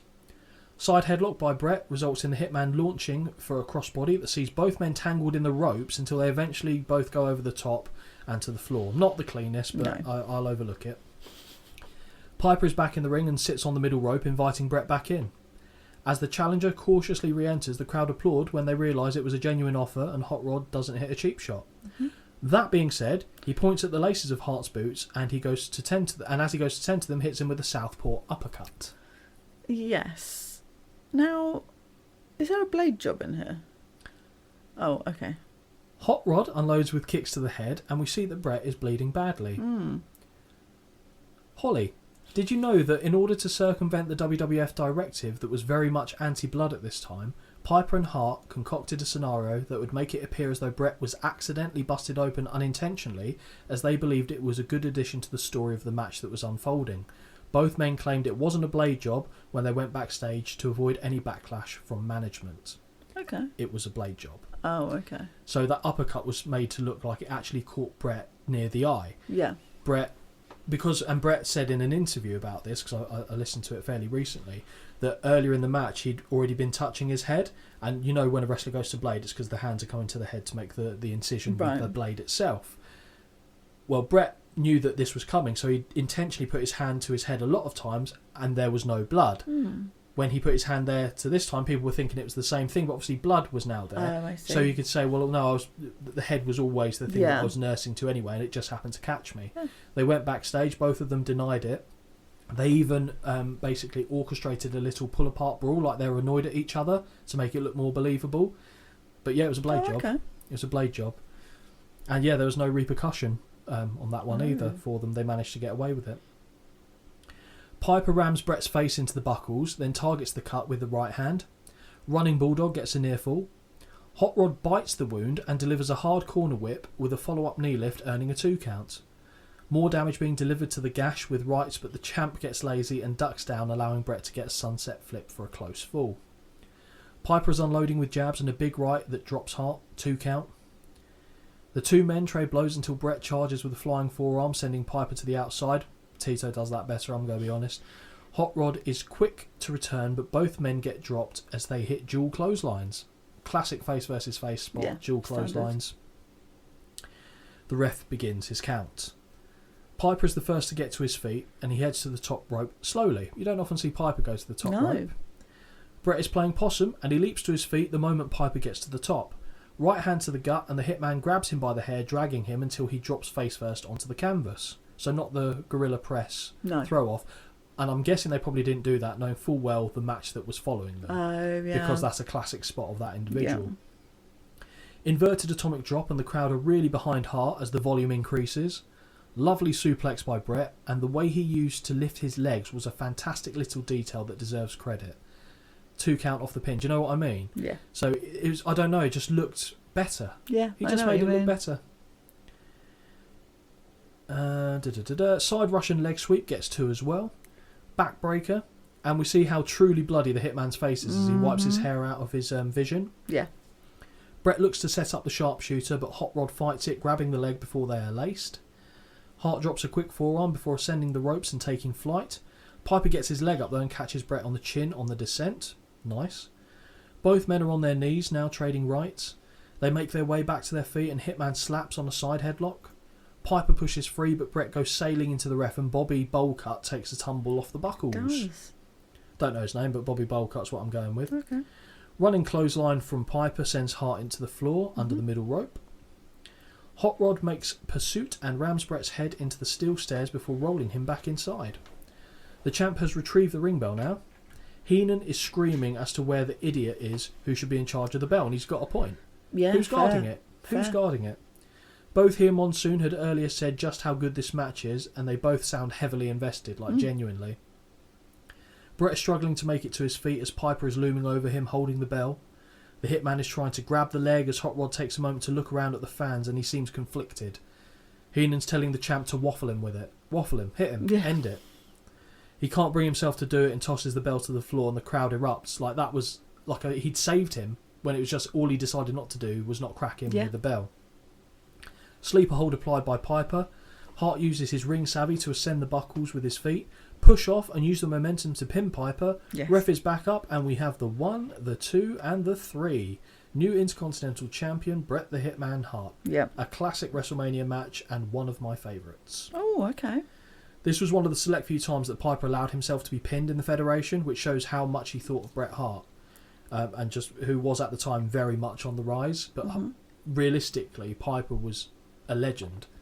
And you could understand why he wouldn't want to lose to Bret, but he did the job for him, which was great. And I liked the handover of the belt, actually. I thought that was quite nice. Quite a nice touch. It very much was, and I'm glad you mentioned that. Piper snatches the title off the official, and no music is playing, which I thought was a bit odd, but they're obviously building. Yep. They knew this was coming. A panting and bloody Hitman is sat looking up at the beaten champion, who places the title over his shoulder and offers his hand. Yeah. Now the music starts. Yeah. Hot Rod secures the gold around Bret's waist and gives the new champion a hug as they leave the ring together. Piper is seen asking for a towel for the gash on Bret as they leave. Nice. What are your thoughts? You know what? I really enjoyed it. And I also, for WrestleMania as a whole so far, I was like, oh, this is really good. Like, I'm really enjoying this so far. Mm-hmm. Really enjoying it so far. Yeah. Oh, I gave it 3 out of 5. Okay. Yeah. For me, I feel like that's generous, but no, I don't think it's generous. But no, that's just what I enjoyed it. I really liked it. Big Davey Melts, 3.5. Yeah, fair. I give it a 4. Yeah. I think it was that good. Story well told. Everything worked well in that. There was only one spot that was a bit like, brilliant. Okay. Brilliant. 4 stars for me. I debated even going higher at one point, but I think I'll settle on 4. I saved my high score. Okay. Well, I think I know what you saved it for, and I've got a very different take on that. I'll be honest. Fair. And to be honest, I will be in the minority. So I think you will be on the side of the majority. But that's what I'm trying to say eventually when I get my words out. I thought this was one of the better matches we've seen, and I think in terms of the WrestleMania journey that we've gone on so far, we've seen 2 of the best WrestleMania matches back to back, with Savage and Warrior at 7 and Bret Hart and Piper at 8. I was happy, and I love this match. I've seen it several times. It has a special place in my heart. Oh. Heenan introduces us to Lex Luger. Boo. Why? Because I know I've googled. You've googled Lex Luger? Yeah. I know why you've booed there, but are we blaming Lex there? Oh, it's just me being pedantic, I'll be honest. Okay. Holly, did you know that Vince McMahon started his own bodybuilding league? God, of course he did. The organisation was named the World Bodybuilding Federation, or the WBF for short, and Vince planned on taking over the market. Issue being, this wasn't long before the steroid trial clicked into high gear, and due to all the expenses stemming from legal fees, not to mention the rampant drug use in the world of bodybuilding, it didn't last long, to say the least. And this guy fucking looks like he's been inflated with like a mattress pump. Mm-hmm. Ridiculous. And the XFL was around this time as well, so Vince was really trying to expand his horizons. It wasn't that near the XFL. I've lied there. Heenan introduces us to the latest WBF hiring in Lex Luger, who he says will be the future WBF champion. Gorilla does a hilarious look back and forth between Heenan and the camera like he was no clue what's going on. So Heenan just starts taking over, and he turns to the camera just to talk to the people at home, and Gorilla is just befuddled by what's happening here, which I thought was quite funny. Luger says that not only is it Heenan's pleasure to introduce him, it's the pleasure of everybody watching the show right now. Lex, we're led to believe, is watching this show at home and goes on to call Gorilla that fat guy. He compliments Heenan for putting this introduction together and goes on to say the first WBF contest was supposed to be the best bodies in the world, but it was a closed party as Lex Luger wasn't there. He refers to himself as an anatomically perfect... He refers to himself as being anatomically perfect, which is a phrase I really enjoy now, although I did fuck it up about 4 times just trying to say it there. Right. Gorilla says that Heenan finally found someone who's more conceited than he is.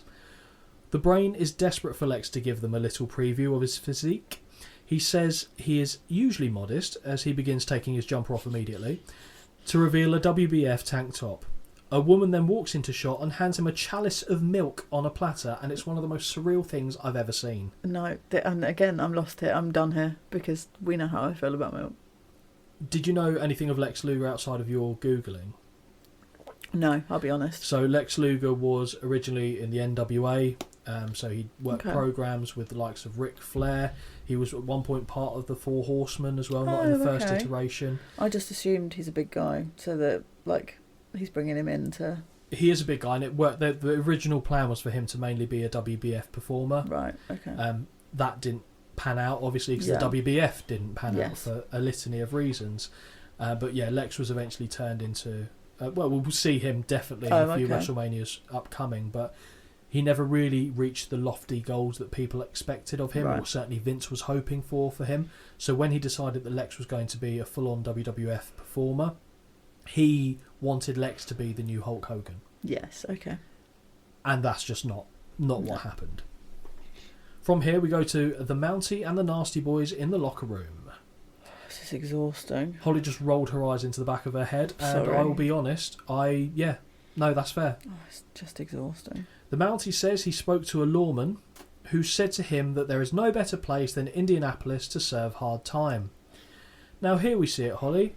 The man formerly known as Smash, aka Kenneth Williams, aka Bondage Bill, aka Glitter Tits himself, now appearing as Repo Man as he runs into the frame. Shit, yeah. Of course it is. Yeah?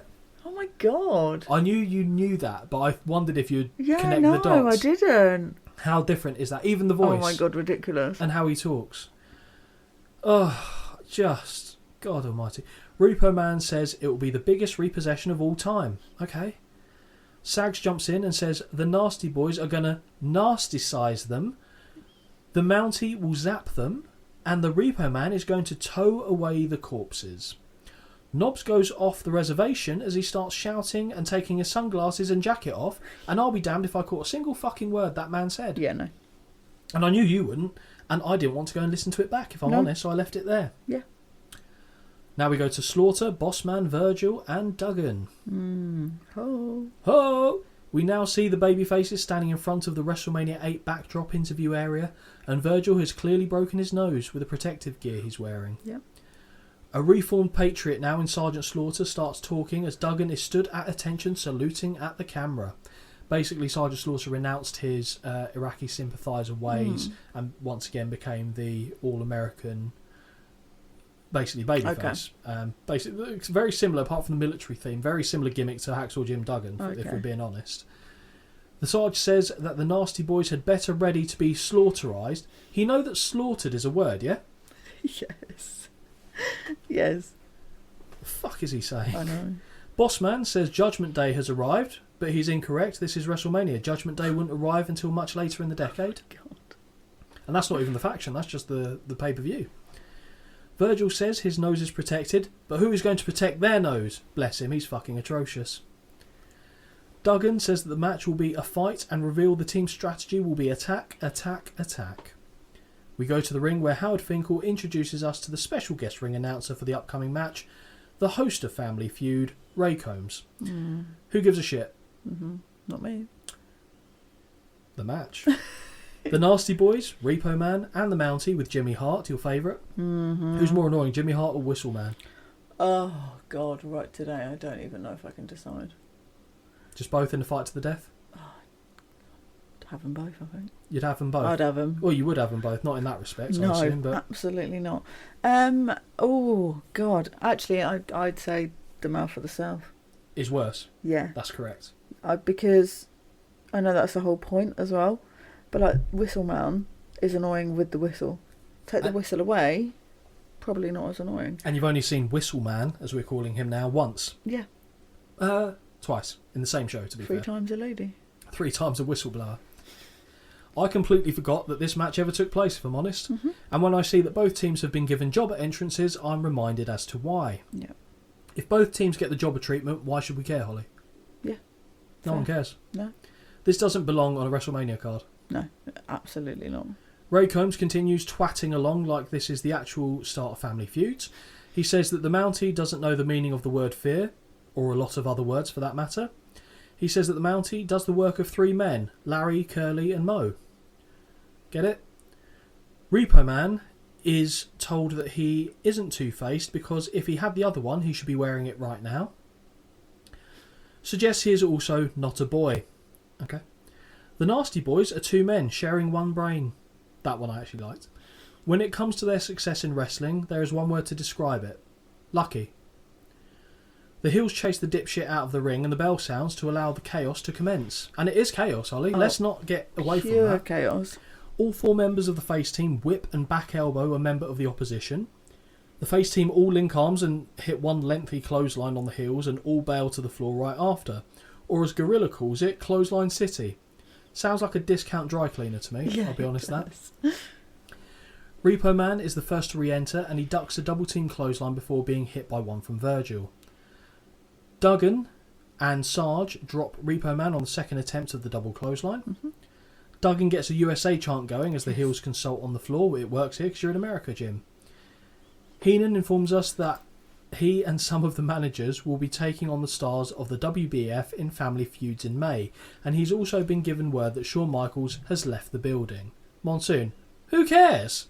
Okay. And I'm thinking, Holly doesn't. No. They've lost Holly on this one. Because normally if you don't like the match, you turn into the commentary. Yeah. You'd have heard that and just been like, I don't know what to do with myself now. No.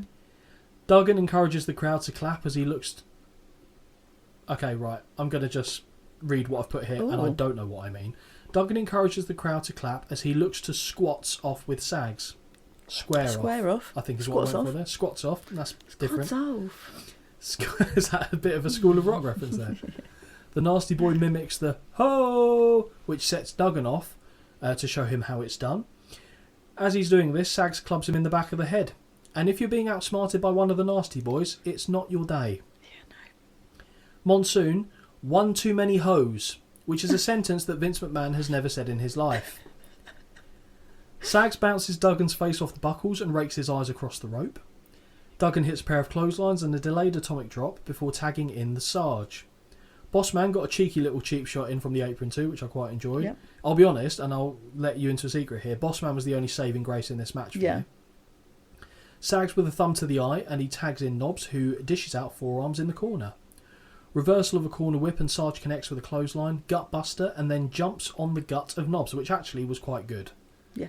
A little mini coup de grace from the Sarge. Yes. Kneeling back elbow to the gut off a whip, flips Knobbs over. Bossman gets the tag and drops Knobbs with a... it's just the sentence, drops Knobbs, with a big boot off a whip off the Sarge. I've just put a comment here to be like, I know how annoyed you'll be, because I've just seen how, at this point, none of the buttons are done on this shirt, but it's still tucked in. Yeah. And I know it irks you. There's too many, funnily enough, I didn't notice it, and that's because there's too many things that annoyed me in this whole scenario that just fell by the wayside for me.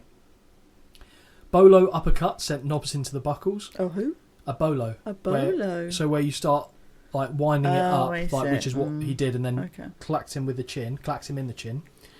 Flurry of punches has him rocking, but Bossman misses a corner charge following a whip. Repo, now the legal man, but he is bulldozed down off a shoulder tackle by Bossman, but the correctional officer misses the following splash. Repo plants all his weight into the lower back of the lawman, twice in fact. Yeah. On the third attempt, however, and I love this, and this is brilliant, Bossman rolls over and prevents his fist, which sees Repo go nuts first onto the appendage. Wild roundhouse kick by Bossman, which is really a fucking sight to behold, by the way, is avoided, but he pokes Repo in the eyes and plants a right hand before tagging Virgil in. He might be absolute shit, but he can get some height on the drop kick he connects with. From the second rope, Virgil hits a crossbody, and there's an awkward moment where the ref just stops counting the pin because Knobbs is late in breaking it up. and it's just awful. Virgil spots the elbow drop coming and rolls out the way, meaning Repo takes the impact. Then, like a complete tit, Virgil starts shuffling in celebration facing his corner, allowing the Mountie to put him down with a clothesline to the back of the head. Back suplex by Repo, who then antagonises Duggan into stepping in the ring as the heels kick away at Virgil. Sags, the legal man, hits a big knee to the gut before a big pump handle slam connects, which is quite rare for this period of time. Duggan starts getting USA chant going once more, 2 count off the pump handle. The Mountie comes in and goes to the middle rope when he starts screaming to the heavens, which I don't know what he was doing. As he does this, Bossman casually walks in the way, catches him and drives him with a lovely spine buster. Yeah. Bossman's doing the work here. Yeah. Now the action breaks down as they all brawl. Virgil has his protective gear pulled off and Knobbs pops him on the nose, dropping him. Sags picks up the face gear and goes to strike Virgil, who is being held by Knobbs. He ducks though, and Sags nails his own partner before Duggan clotheslines him to the floor. Virgil covers Knobbs, and we get the 1, the 2, the 3. Yes, don't we? Pleased it was over? Yes. Yes, I imagine so. The face team shake hands and congratulate one another on the victory. Holly, what do you score this bag of shit? I did actually give it a 1 because I feel like BBM, as I call him in here. BBM? I call him Big Boss Man. Okay, fine. I don't know why. But that's what autocorrect will allow him to be, so we keep it. He worked hard. He did. All the best spots in this match were him. He worked hard. So, he gets the point. I would have scored this 0. Yeah. But because of the Bossman's efforts, I'll give it a 0.25. And that is exactly what Big Dave gave Oh, did he? Which I'm surprised. Fair. Okay. I'm genuinely surprised he didn't go negative for this. Yeah. Sean Mooney interviews Ric Flair and Mr. Perfect. Backstage segment, Holly, get excited. Yes, I'm here. Mr. Perfect and Flair are staring at a big printout, laughing to themselves as Mooney starts to ask them a question about the match later in the night. Perfect shouts at Sean to shut up and that tonight is about the revealing pictures of Miss Elizabeth that they're going to be putting up on the big screen in the Hoosier Dome.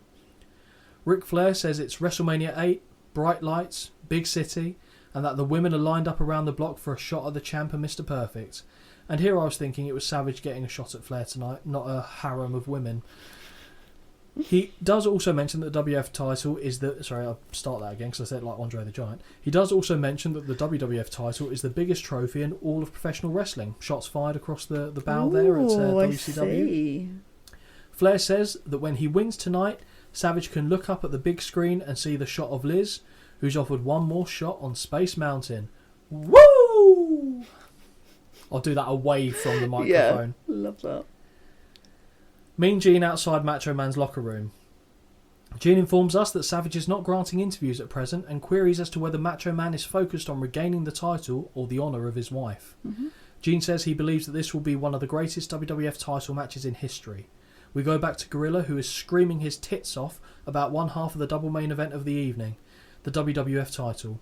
Wait, hang on. What the fuck is the WWF title doing being defended halfway through the show, especially between these two men?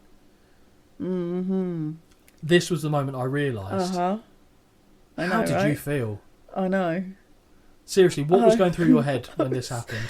Firstly, I paused and I was like, hang on. How far into the show? What time are we at? How the fuck long are these next 2 matches? Because to me, it's one followed by the other and we're game over. Like, it's done. So, for reference, I think it was a 2 hour 40 show and this is bang on 1 hour 20 minutes pretty much. Yeah. I was well confused, I'll be honest. Perplexed, if you will. Knowing what you were aware the other main event was scheduled to be, I would have assumed that you would have thought that this match is going to go on for a long fucking time. Yep. Like a really long time. Okay. So that could have worked 2 ways for you. That could have made you think, oh, that's crap. Yep. And then you see it and go, oh, actually, that's not bad. Yep. So, Ric Flair with Mr. Perfect versus Macho Man Randy Savage with Elizabeth. With Elizabeth for the baby WWF title. So apart from thinking that this match might be a long slog, yes, knowing who was in it, what were your expectations? I just love a Randy match, I'll be honest. Or a Randy match, but you know what I mean, a Savage match. Yes. How about that? Yeah. So also to have it against Flair, first time seeing him in WrestleMania. Yes. And the first time seeing him in WrestleMania, and he's already 85. Mid-40s, I believe, but yes. yeah, okay. I was intrigued, let's put it that way. Okay. Because I don't recall seeing a lot of Ric Flair, me personally. No, you wouldn't have done. Until his much later days. Yes, you're talking like 2002 onwards. Yeah, like the match he had with... Shawn? Yes, that's that. His final, in theory, match. Exactly. Now, this theme, Holly, you'll not be familiar with as being associated with Ric Flair, but yes, this is his entrance theme he had in his first WWF run. Oh. This is also, incredibly, the first Ric Flair appearance at the grandest stage of them all. Are you also a bit upset that he comes out first? Holly, I am fucking livid that he has come out first, let alone this shallow into the card. Oh, great red and white robe on the Nature Boy, who should not be fucking coming out first, is what I've got here in my notes. Oh dear. Even worse, Savage comes out to a fucking jog in an albeit impressive gold and black number. Right, so also, quick question. So we've talked previously about Savage going away and coming back, and I noticed that he wrestles, obviously I noticed, but he wrestles in his top. Yep. Is this because he wasn't as yoked, as you would call it, as before? Yes, but this was a him decision. Okay. I believe. I mean, it's you know what, it works, and I actually really like the gear, but it was something I noted, and I was like, oh, we talked about this before, I wonder. Yeah, so it was his choice. He wasn't, because he had to come off the steroids to try and, because it kind of effectively makes you sterile to try and have a kid with Liz. They gave up on that venture. He came back to wrestling later in 91. But before we really dive into this match, there's some background to cover, Holly. Mm-hmm. This is not the WWF title match that people were anticipating going into WrestleMania. What people were expecting was for Ric Flair to defend the WWF title against Hulk Hogan, the poster boy of the NWA against the flag bearer for the WWF. It made so much sense. There are a number of various theories out there that have been suggested over the years, and I've got some of them here for you, and I'll tell you which one I think is the correct one. Number 1. Ric Flair didn't work as the typical opponent of what Hogan would normally face at WrestleMania. I disagree with this, as Savage worked great, and he wasn't a monster heel with Hogan, so I don't give that much credence personally. Okay. 2. It was suggested Hogan should lose to Flair in the title match, which Hulk was having none of, brother. I think the genesis of this story stemmed from the idea that it was believed it could be Hulk's last match. I still don't think that's the correct one. 3. Vince wanted to save Hogan and Flair for WrestleMania 9, which I don't see the logic in myself, seeing as they could easily have put it together for 8 based on the build-up to the show. Number 4. Hogan was unwilling to work a Ric Flair style match, and Ric Flair was unwilling to work a Hulk Hogan style match. Flair did not want to adapt to the Hogan approach to a match. Whilst I could see that happening to a point, I don't believe this was the case. Okay. Number 5, which I believe to be the most likely of the theories. Hogan and Flair headlined a few house shows in late 91 going into 92, and the shows weren't sellouts. With Vince being of the mindset he is, he fell back into his usual trend of have the big guys work together, and that is why Hogan works Sid later on the card, and Flair deviates his path to a match with Savage. I really think they should have gone with Hogan and Flair though. Even if the resulting match wasn't great, it just made so much sense and would have felt epic. They just dropped the ball as far as I'm concerned here. Okay. But if you think about it, like I said, the match in theory wouldn't have been as good in ring wise, but it would have had a big feel to it. True. But how do you feel? I feel like you're happy with the way they went. I am actually. Yeah. Okay, no, that's fair. Because I know Hogan is Hogan. I get that, but there's more for me. There's more actual wrestling in a match between these two than there would be if it was. Yeah, agreed. If it was Hogan and Flair. Sometimes I feel like that is a necessary evil to get that done, because there's nothing on paper stopping them looking at doing something with Flair and Savage down the line. Yeah, but. I mean, to be fair, like I said, your opinions are your opinions. You can do whatever you like with them. That's fine. And I agree with you. The match in ring would have been light years. I was about to say light years better, which is anyway distant. Oh no, that's right. Light years better. I was right to use that. Brilliant. Well done, Scott. Good admin. Back to the show. And Savage runs into the ring as Flair rolls to the outside, wanting no part of Macho Man.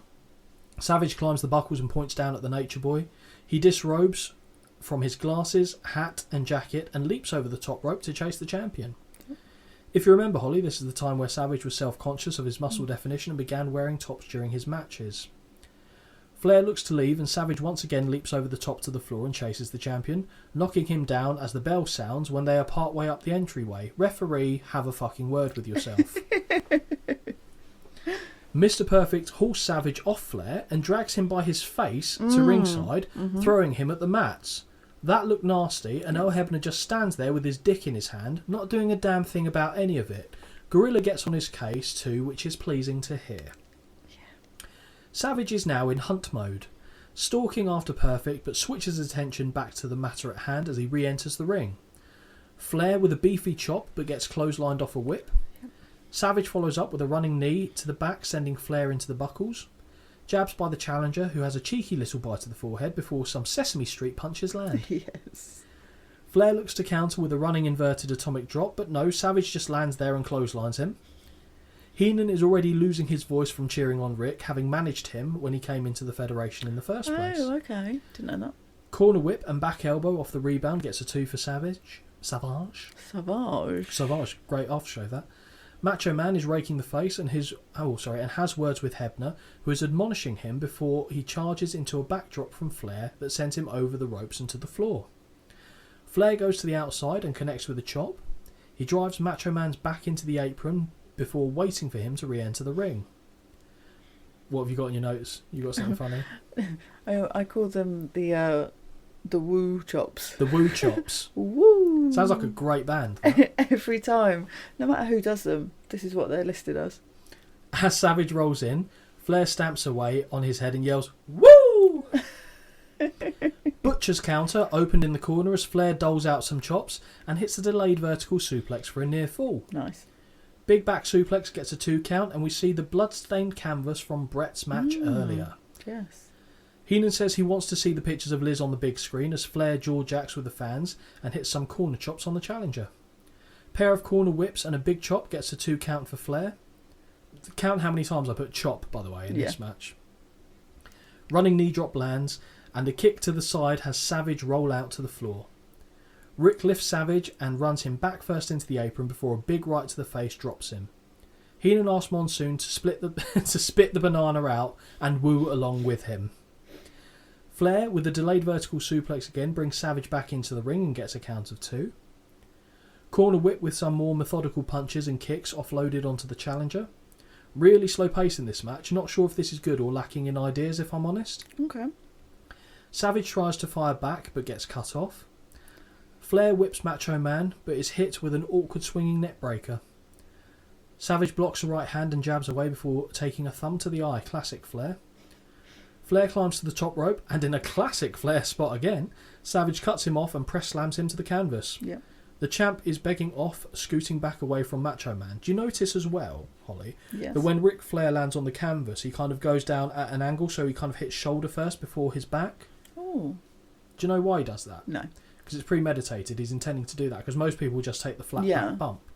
Ric Flair was in a plane crash in 1975 and has basically destroyed his back from then. He had to rehabilitate it to get to the point where he could even wrestle again. But he's very aware that if he takes direct bumps on his back, it could re-aggravate an injury for him. So that's why he's got that peculiar way of taking bumps when he goes into the air. Another face rake by Savage, who backdrops Flair off a corner whip. Clothesline, make it 2. Now Flair is on his knees begging. Savage marches him into the corner and grabs his face again. Corner whip sends Flair head over heels onto the apron. What? Oh yeah, okay, of course, classic Flair spot. Corner whip sends Flair head over heels onto the apron. He runs across, climbs the opposite corner and jumps right into a naff clothesline by Savage. Yeah. 2 count. The crowd is really into this and it's not landing for me at all, if I'm being honest. Okay. They boo when they think the count should have been a 3 there. Reversal of a whip sees Savage clothesline Flair over the top to the floor.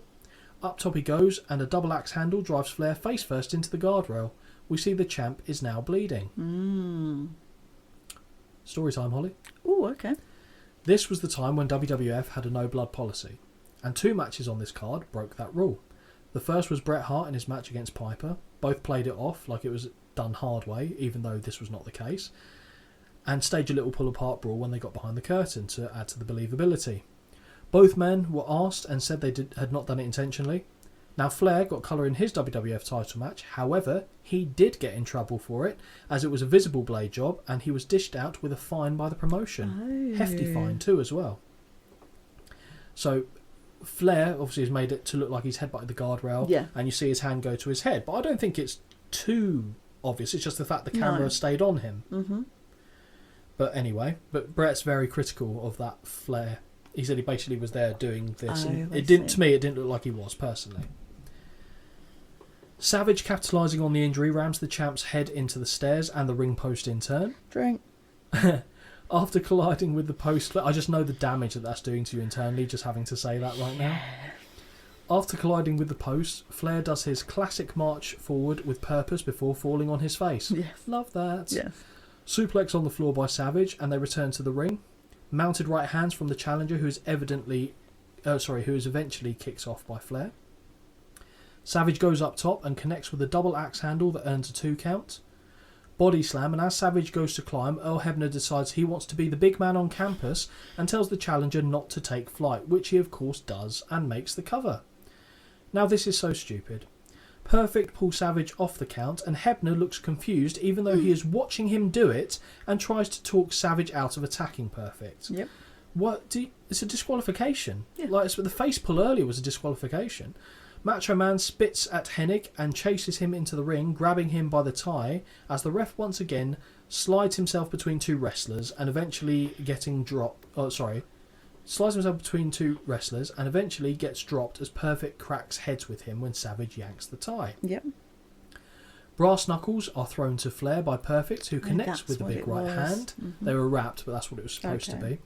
Flooring Macho Man, cover, and the 1, the 2... Nope. Savage just about kicks out there. Flair goes mad with right hands and begins choking Savage from the mounted position. Perfect has picked up a steel chair and cracks Savage in the knee as the ref is dealing with Flair, and now we see Liz storming out to ringside being told to head back by Earl's brother Dave. Oh, yeah. The fucking Hebners, I swear, clowns. Who is this I see as well, trying to tell Liz to go back? Yes, that's right. An infantile-looking Shane O'Mac. Oh my god, it is! How do I not see this shit until you remind me? I thought you would have spotted that one, I'll be honest. I didn't even... I just got annoyed that there was too many people with Agreed. her, I'll be honest. Agreed. Also, what does it matter? What's she going to do? What does it matter? Exactly. Perfect's there. Maybe it's for her own safety, the argument to be made. If they're going to be like that, this is not the first time these fuckers annoy me, let's be clear in this match. Or the only time even. But if Perfect can be there, why can't she be there? Let her be. Maybe she didn't have a manager's licence for the night, who knows?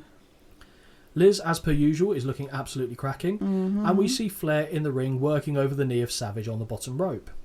Shin breaker leads to the figure 4 leg lock, and 5 men are trying to ask Liz to leave, who will not move away from the ring. Flair is slapping Savage, who will not quit. Macho Man slowly manages to reverse the hold as Perfect grabs the hand of Flair to prevent him from being turned over and completely reversed. Elaborate kick to the hand from Captain Dipshit, but the hold is already broken. I love that, it's so funny. Body slam attempt by Flair, but Savage turns it into a small package for a 2 count. And if you recall, that's how Steamboat beat him at 3. Mm-hmm. Gets a 2 count off that. In the corner, Flair kicks away at the knee of Savage before shouting to Liz, "This is for you, baby! Woo!" Which made me laugh. Yeah. Another big shin breaker, and Flair loads up a big right hand whilst holding the leg. No, Savage blocks it and gets a schoolboy roll-up, exposing Flair's arse for the 1, the 2, the 3. Mm-hmm. New champion, but no music plays. No. Heenan is beside himself and says, "I have to go to Flair. I've got to go to Flair." In the ring, Liz has jumped in to congratulate Savage, who is hurt in the corner. Flair takes the opportunity to force a kiss upon Liz, who unloads with slaps that were marginally better than Andre's to Heenan at WrestleMania 7, and shoves him as well. Savage goes nuts and jumps on Flair with rights and has to be pulled off him.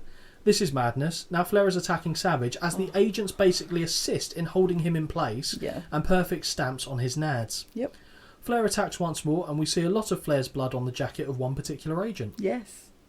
Still, Savage is being restrained as he is thrashing around. It all calms down a bit and we finally get the announcement that Savage is once again the WWF champion.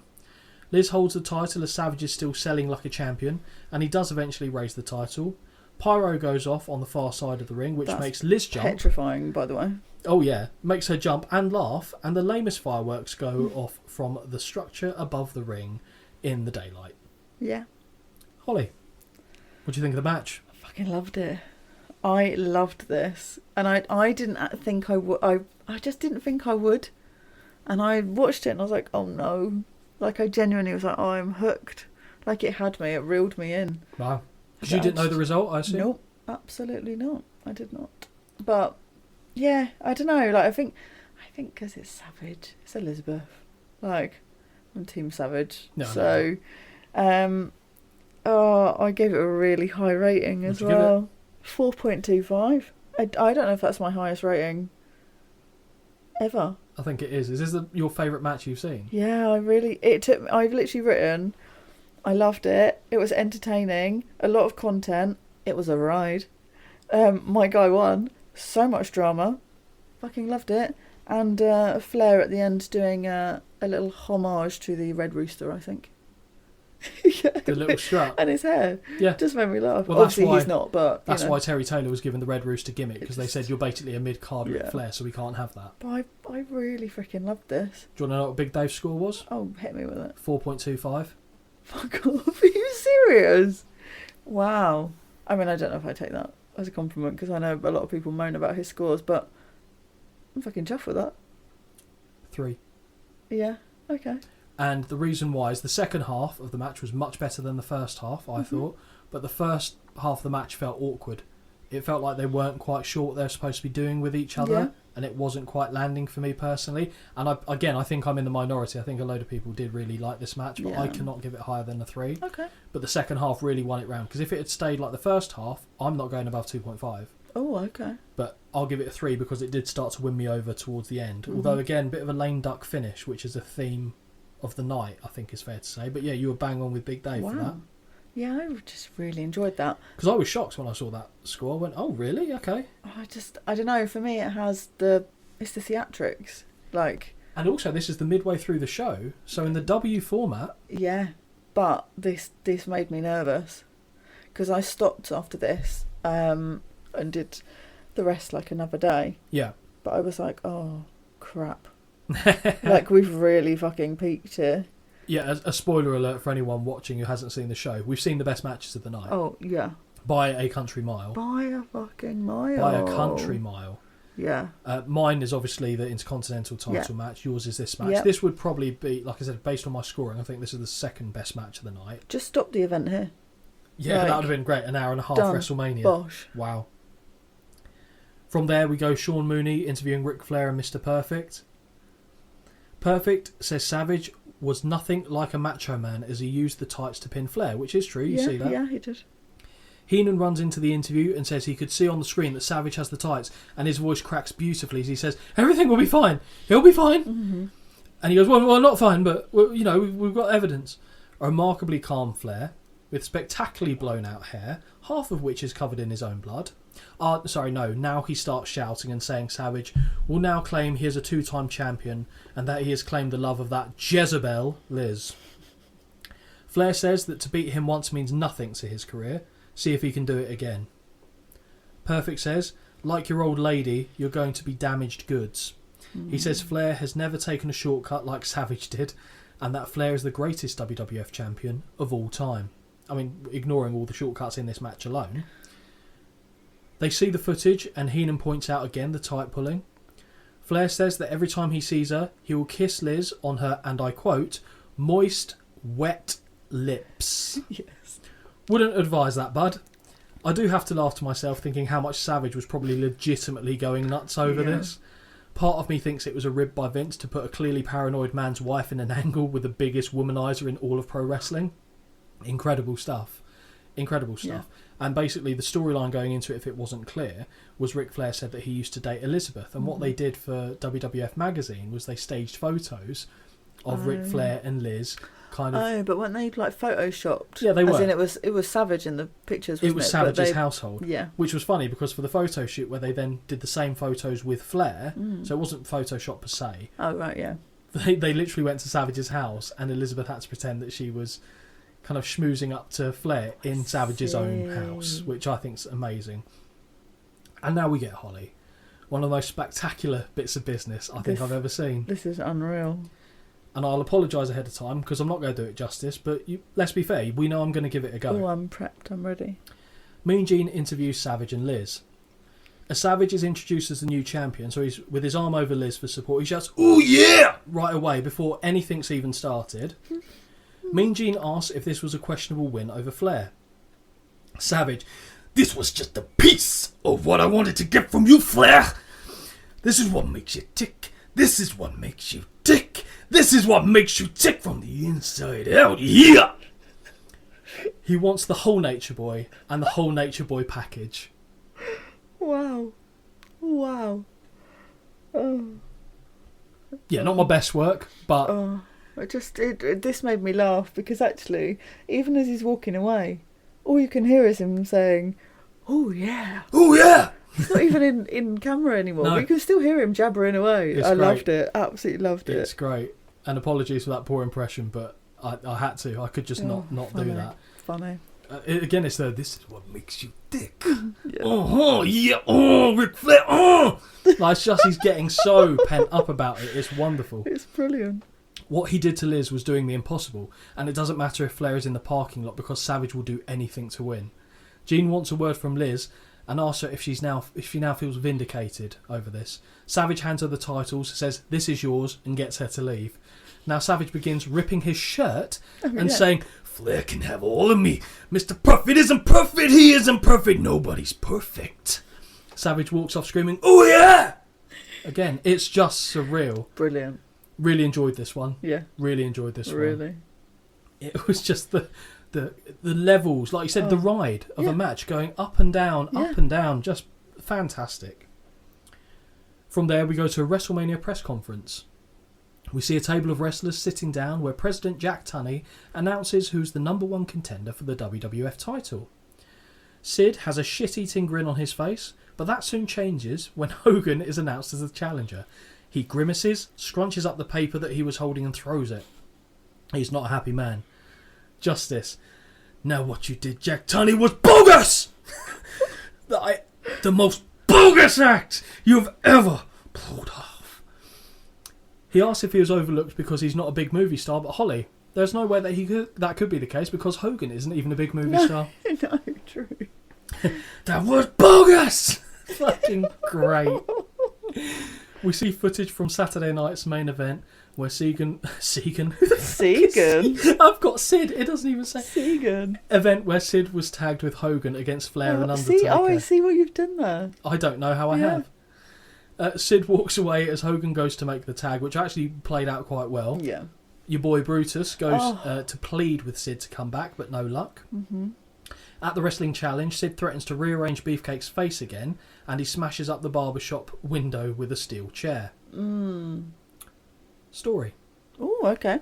Holly, did you know about Beefcake's near-fatal accident? No. So I should start by saying that I took this excerpt from WrestleZone website, so credit there. The incident occurred on July the 4th, as Beefcake wanted to party all day in Lutz, Florida on his day off. So there's some quotes in here as well. So we just been parasailing for hours, Beefcake said. Several people had near catastrophe, so we were obviously thanking our lucky stars that nobody was hurt during the parasail today. And we're done. Then Brian Blair, the Killer Bee, and his friends, a couple of people, came roaring in and they wanted to parasail too. Blair remembered the parasail not looking like a safe activity, but his friend Tracy really wanted to do it. Beefcake continued. Mike, he was like, no, we're done. And they just wouldn't relent. He's finally like, all right. But at that time, there's no wind to fluff the parachute up.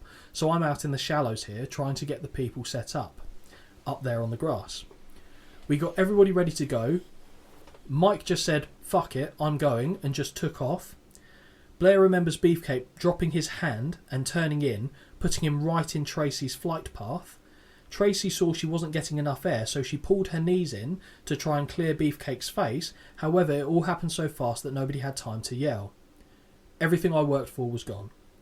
It hits me so hard that I'm pulled out of the water, and I do what's called a gainer, where your feet go over your head first and then come back down, Beefcake said. And by the grace of God, I wasn't knocked out.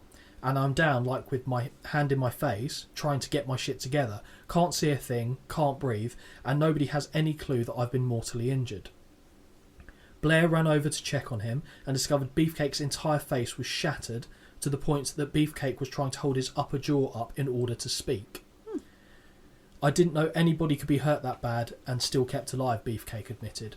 They rolled me into the emergency room, they take my blood pressure, and they realise it's like 200 over 100 or something. Next thing you know, they're yelling code blue, code red, code purple, and finally x-ray my head and realise that my face is gone, and they have no idea what to do. So, just in case that wasn't clear, he was in the shallow water, the person standing on the grass is ready to go. As the boat goes off, even though there's no wind, the person who's about to take off, I assume it's a lady called Tracy, I think it is, she realises that she's right in the path of Brutus, who's in the water trying to help set everything up. She lifts her knees and drives her knees right into his face and completely shatter everything here. Shit. Shatter everything in his face. And they have no idea what to do. Plastic surgeon Dr. Mutaz Habal operated on Beefcake and couldn't believe someone of his size was able to have their face totally fractured. But after 16 hours in the operating room, Beefcake's face was reconstructed. The surgeon had to make an incision from ear to ear across the top of his head and then had to ensure the eyes, nose and teeth were able to return to position. Wow. As a result, Beefcake was placed in a drug-induced coma for a couple of days to monitor his progress. My God. The Hall of Famer concluded, I can't see, I can't speak, everything I had worked 20 years for was gone and wasn't coming back. He was out of action for a long time with this injury, and if you look at his face now, it's significantly different from how it was, and this is all stemming from this parasailing accident. Bloody hell. Which is why we didn't see him at the last Mania. Oh, I see. Fascinating story though. I know it was a bit of a long one for you, no. but I thought this is the one I thought you might have looked up. No, I didn't, no. So back to the segment, and we see Sid destroy the set, but it skips the part where he exploded one of the cans of shaving foam on himself and was covered in the substance for the rest of the tirade. Yeah, that was funny. We then see Justice crush a couple of jobbers and Virgil, so 3 jobbers I guess. He presses one over the ropes onto a gurney, sets up one on a gurney and rolls them into the steel steps, and now Holly is joining the dots on the gurney he brought out at Living Dangerously 1999. Yeah. I love it! He screams. Well, they're killing some time with all of this, aren't they? Back in the ring. I was confused. Yes. Is what I was seeing, because I couldn't remember, if I'm honest, the matches that took place between the main events myself. I knew there would be something. Yes. But I didn't know what it was. And then as soon as I see this, I go, right, I know one of the people we're seeing. Okay. So we've got the Lumbee tribe in the ring. Gorilla Monsoon informs us that Tatanka's native Lumbee tribe are dancing in the ring before he sends us backstage to Sean Mooney, who's standing with Holly's least favourite wrestler, or one of at least, Rick the Model Martel. Martel is wearing a choker that reminds me of those slap wristbands. Oh, yeah, the ones that, like, pinged round as you hit them. Exactly. To me, like, obviously I get that as the gimmick as well, but he's just a Ken doll to me now. Yep. Yeah. So Ryan Gosling, he's also wearing a big button that says, yes, I'm a model. And I think to myself, yes, nobody cares about you. Mooney, or as I've got here, Moonsy, tells the model that Tatanka has said that this will be Martel's last stand.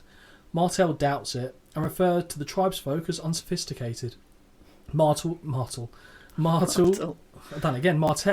says from what he has heard, there may not even be a match, as he understood Tatanka was still out there scalping tickets. Get it, Holly? Because Native American people scalp. Anyway, yes. Rick the Model Martel versus Tatanka. This match for Martel is the interlude music for the shopping channel, right? Oh, God. As he enters, Monsoon is goading a deflated Heenan on losing his meal ticket in Ric Flair. Yeah. Tatanka then sprints out to the ring, and Holly, is this your first time seeing Tatanka? Yes, it is. Who's there, by the way? Oh, yeah, of course. He receives a blessing from the elders before the match starts, and I'm a big fan of his look here. Yeah. He even has the arm tape above the biceps that you enjoy. Oh, yeah, he does. As the Lumbee tribe leaves, they commence their singing once more. Collar and elbow to start things off, which results in Martel unloading with knees to the midsection in the corner. Corner whip reverse sees Martel rebound out into a hip toss and body slam. Make it 2. Martel backs off and rolls to the floor for a breather whilst Heenan rattles off a load of excuses concerning the Flair match as Monsoon repeatedly calls him a liar. He just goes, "You're a liar! You're a liar! You're a liar!" And this is amusing me, and it's really starting to get to Heenan. Heenan says, You're not going to get me upset. I'm not going to be upset. Like, really getting agitated. Great. Brilliant back and forth by these two. They're incredible together. And to be fair, if they're going to do it in a match, this one's fine to do it in. Yeah. Monsoon tells Heenan not to jump, and then the brain goes, "Okay, put him up!" Like he's going to fight Gorilla Monsoon. I love when Heenan gets put into a corner by Monsoon and wants to come out fighting like this. Yeah. It doesn't happen often, but it does happen. Back in the ring, and Martel looks to introduce Tatanka's face to the buckles, but this is blocked twice, and instead the model eats the padding. Corner whip reversal sees Martel miss the shoulder charge, going right into the ring post. Drink. Yep. Tatanka works an arm wringer and does his battle cry as Heenan asks where the lumpy Indians have gone. Monsoon corrects him, because he thought he was saying the lumpy Indians rather than the Lumbee. Oh, I see. Tatanka blocks a hip toss off a whip twice, but is put down with a choke slam cum STO type move. Martel chokes him on the canvas before tossing him over the top rope to the floor below. The model follows Tatanka to the floor and unloads with boots as Heenan calls him Tatanka. Back in the ring they go, but the stomps continue, and Heenan asks if Monsoon introduced himself properly to Tatanka by going, "Hey, how are you? Hey, how are you?" Right out of Naked Gun, that line, I'm pretty sure. Or it might have been Scary Movie, actually, that. Anyway, backbreaker by Martel, who goes to the top rope, although he takes his sweet fucking time and eventually gets crotched as Tatanka shakes the ropes. Full-on titty explosion as a knife-edge chop lands hard and a corner whip sees Martel rebound into a back body drop. More chops precede a tomahawk chop, which is the jumping one to the top of the head, but he ducks too early on the whip and eats a kick. Body slam by Martel, and Monsoon accidentally calls him the model Ric Flair. Thanks, Gorilla. Clothesline by Martel, who takes a moment to taunt the crowd. Second clothesline is ducked, and Tatanka hits a crossbody, which gets the 1, the 2, the 3. Yep. He has his hand raised, but again there's delay in the music until the announcement is made. Seems a theme of the night, that. Yeah. They don't just immediately start playing the music. Thoughts, Holly, on this match? Fine. It's a bit nothing to me. I was like, I literally just wrote, wasn't bad. It was over quite quickly. Fine. 1 star. 1.25 by Big Dave. Ooh. And I don't begrudge either one of your answers, but when I was scoring it, this is 1.25 is what I landed on, so I'll stick with that. Now, Sean Mooney interviews Money Inc. and Jimmy Hart. Your boy is back, Jimmy Hart again. Yes, great. Pipsqueak Jimmy interrupts, saying that he knows all of the natural disaster's weaknesses. Salad. Fucking hell. Sorry. No, that's fine. You know, well, it's true. You know what they say, little man? You don't tug on Superman's cape, you don't spit into the wind, and you don't write cheques that you don't have the funds to cover. That is Deeb's contribution on this one. Right, Holly. This is IRS. Mm-hmm. One of my least favourite characters of all time. Shit gimmick, shit look, shit promos, just shit. Okay. As a kid, I would get so annoyed he was on my TV, but not because I wanted to see him get beaten up. I just didn't want to see him at all. Oh, okay. Because you haven't seen IRS, have you, before? No, it's Rotunda though, right? Yeah, it's Braised. Yeah. Mean Gene, now, interviewing the natural disasters. Shoot me. Look at these 2 sweaty bisons we have on screen. Holly, how would you like to be the graham cracker in that inverted s'more? I knew that was coming. No. I feel sick enough as it is right now. No. Thank you. To be fair, you did actually text me at the time saying you felt sick. Yeah, I did. Both genuine sweethearts as well, these 2 men. Yeah, I'm sure they are. I'll be honest. I'm sure they are, but no. There's a brilliant episode of Dark Side of the Ring which covers Earthquake's story, and it understandably featured Typhoon, Fred Ottman, given how the 2 worked together in the tag team. Holly, I'm going to let you in onto a little treat of a story now. Ooh. Have you ever heard of the Shockmaster? No. Thank God. So at Clash of the Champions in WCW, Sting introduced a member of his War Games team, a new wrestler named the Shockmaster. Mm. This was played by Fred Ottman. He was supposed to make this grandiose and fearsome entrance by breaking through this makeshift wall, but that wasn't exactly what happened. When Ottman walked out, the wall itself was made relatively sturdy, and the force with which he needed to break it was far more than he anticipated. As a result, he tripped and fell over due to a shin-high support board that had been nailed into place. Keep in mind he was wearing a glitter-covered silver stormtrooper helmet from Star Wars and a furry waistcoat. The helmet, which he was unable to see out of properly, fell completely off his head. He quickly put it back on, but the gimmick was immediately dead and is considered one of the most unintentionally funny yet depressing moments in wrestling history. God bless you, Fred Ottman.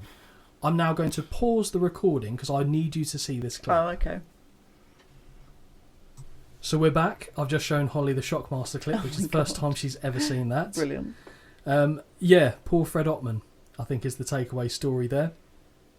But just wanted to give you a little bit of background on the previous tugboat, which is what he was known as before he became Typhoon. Oh dear. Typhoon calls Jimmy Hart a beady little-eyed cockroach, and I hear Holly cheer. Yeah. Earthquake said the natural disasters will get what is rightfully theirs, and the two beefy blobs smack each other's chests and scream. So, also, Fred Ottman, just putting it in there, so he is the uncle of Cody and Dustin Rhodes, right? Oh, you put me on the spot there. Sorry. Yeah, he might be, actually. I know he's got some sort of relation, because didn't he marry Dusty's sister? I think so, yeah. Yeah, I think you're right. So he's not obviously the blood uncle, no. But yes, I think that is correct. Yeah, because I think I was looking at him and that came up, and it said that their other uncle is Sags from Nasty Boys. Yes, that I did know. And that apparently he now is the timekeeper for WWE. Sags? No, Ottman. No. That's what Wikipedia tells me. No, I'm not having that. I mean, I don't care. I need to look that up. I don't care. It's just on Wikipedia. So I don't think he has anything to do with No. No, I could be wrong, but I've never seen him there. Cool. Maybe I'm wrong. Right. I'll be honest. I don't care. She says as she brought it up on the show. I just Googled, so. And now, Holly, we go into the match. Yes, don't we just? Money Inc. with Jimmy Hart versus the Natural Disasters. I just don't care about this match. No, no one does. That was the point. Yeah. Now, I'll give the Natural Disasters this much. They look fucking terrifying marching their way to the ring. As a kid, I couldn't get my head around how anybody could beat them. Look at them. They're fucking huge. Yeah, true. And they're faces as well. So there's no way they're not going to win the titles. Yeah. So. We see a woman holding a Natural Disasters rule sign, which is both a controversial statement and a falsity. In no way, shape or form do I believe this lady made this, and if she did, I hope she feels ashamed. I sent a picture of it to you because I was like, yeah, okay, sure. Yeah. As the match begins, the heels cannot seem to decide who will start things off until eventually Deeb steps forward. He and Earthquake lock up about 3 times, but 3 times he is shoved off into the corner. Not the smartest move with a former sumo wrestler.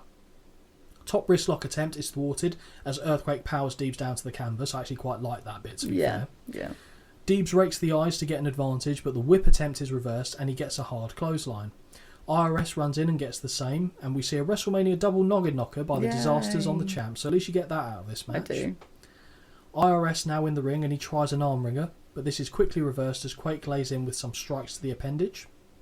Typhoon gets the tag, but IRS with an attack to the eye sees the champs gain an advantage. Mm-hmm. This is short-lived though, as he runs into a hip toss and has to scramble away from the Disasters corner, which is where he landed. Corner whip by Typhoon sees IRS hit the canvas hard, and as he tries to slither out the ring, the big man smartly treads on his tie, which actually is great. Yes. Really good. Clever. Sesame Street corner buckle shots, but Typhoon misses the following corner charge. Deeb's now legal and unloads with chops and rights, but he gets whipped into the corner and hits the canvas hard as well. Awkward moment sees Deebs grab the ropes off a whip and Typhoon doesn't charge. Instead he hits a headbutt, then charges and really struggles to get that dump truck over the top rope into the floor as he misses a clothesline. IRS sends Foon, which I've now, because I couldn't be bothered to put Typhoon all the time, so Foon, face first into the steps and rolls him back into the ring where DiBiase greets him with boots.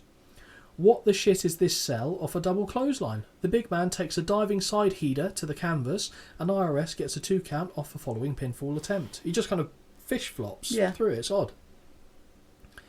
Deeb's back in and he hits a few pot shots before tagging IRS back in. Double team back elbow drops Typhoon with a much better sell this time before IRS locks in a front face lock. Yep.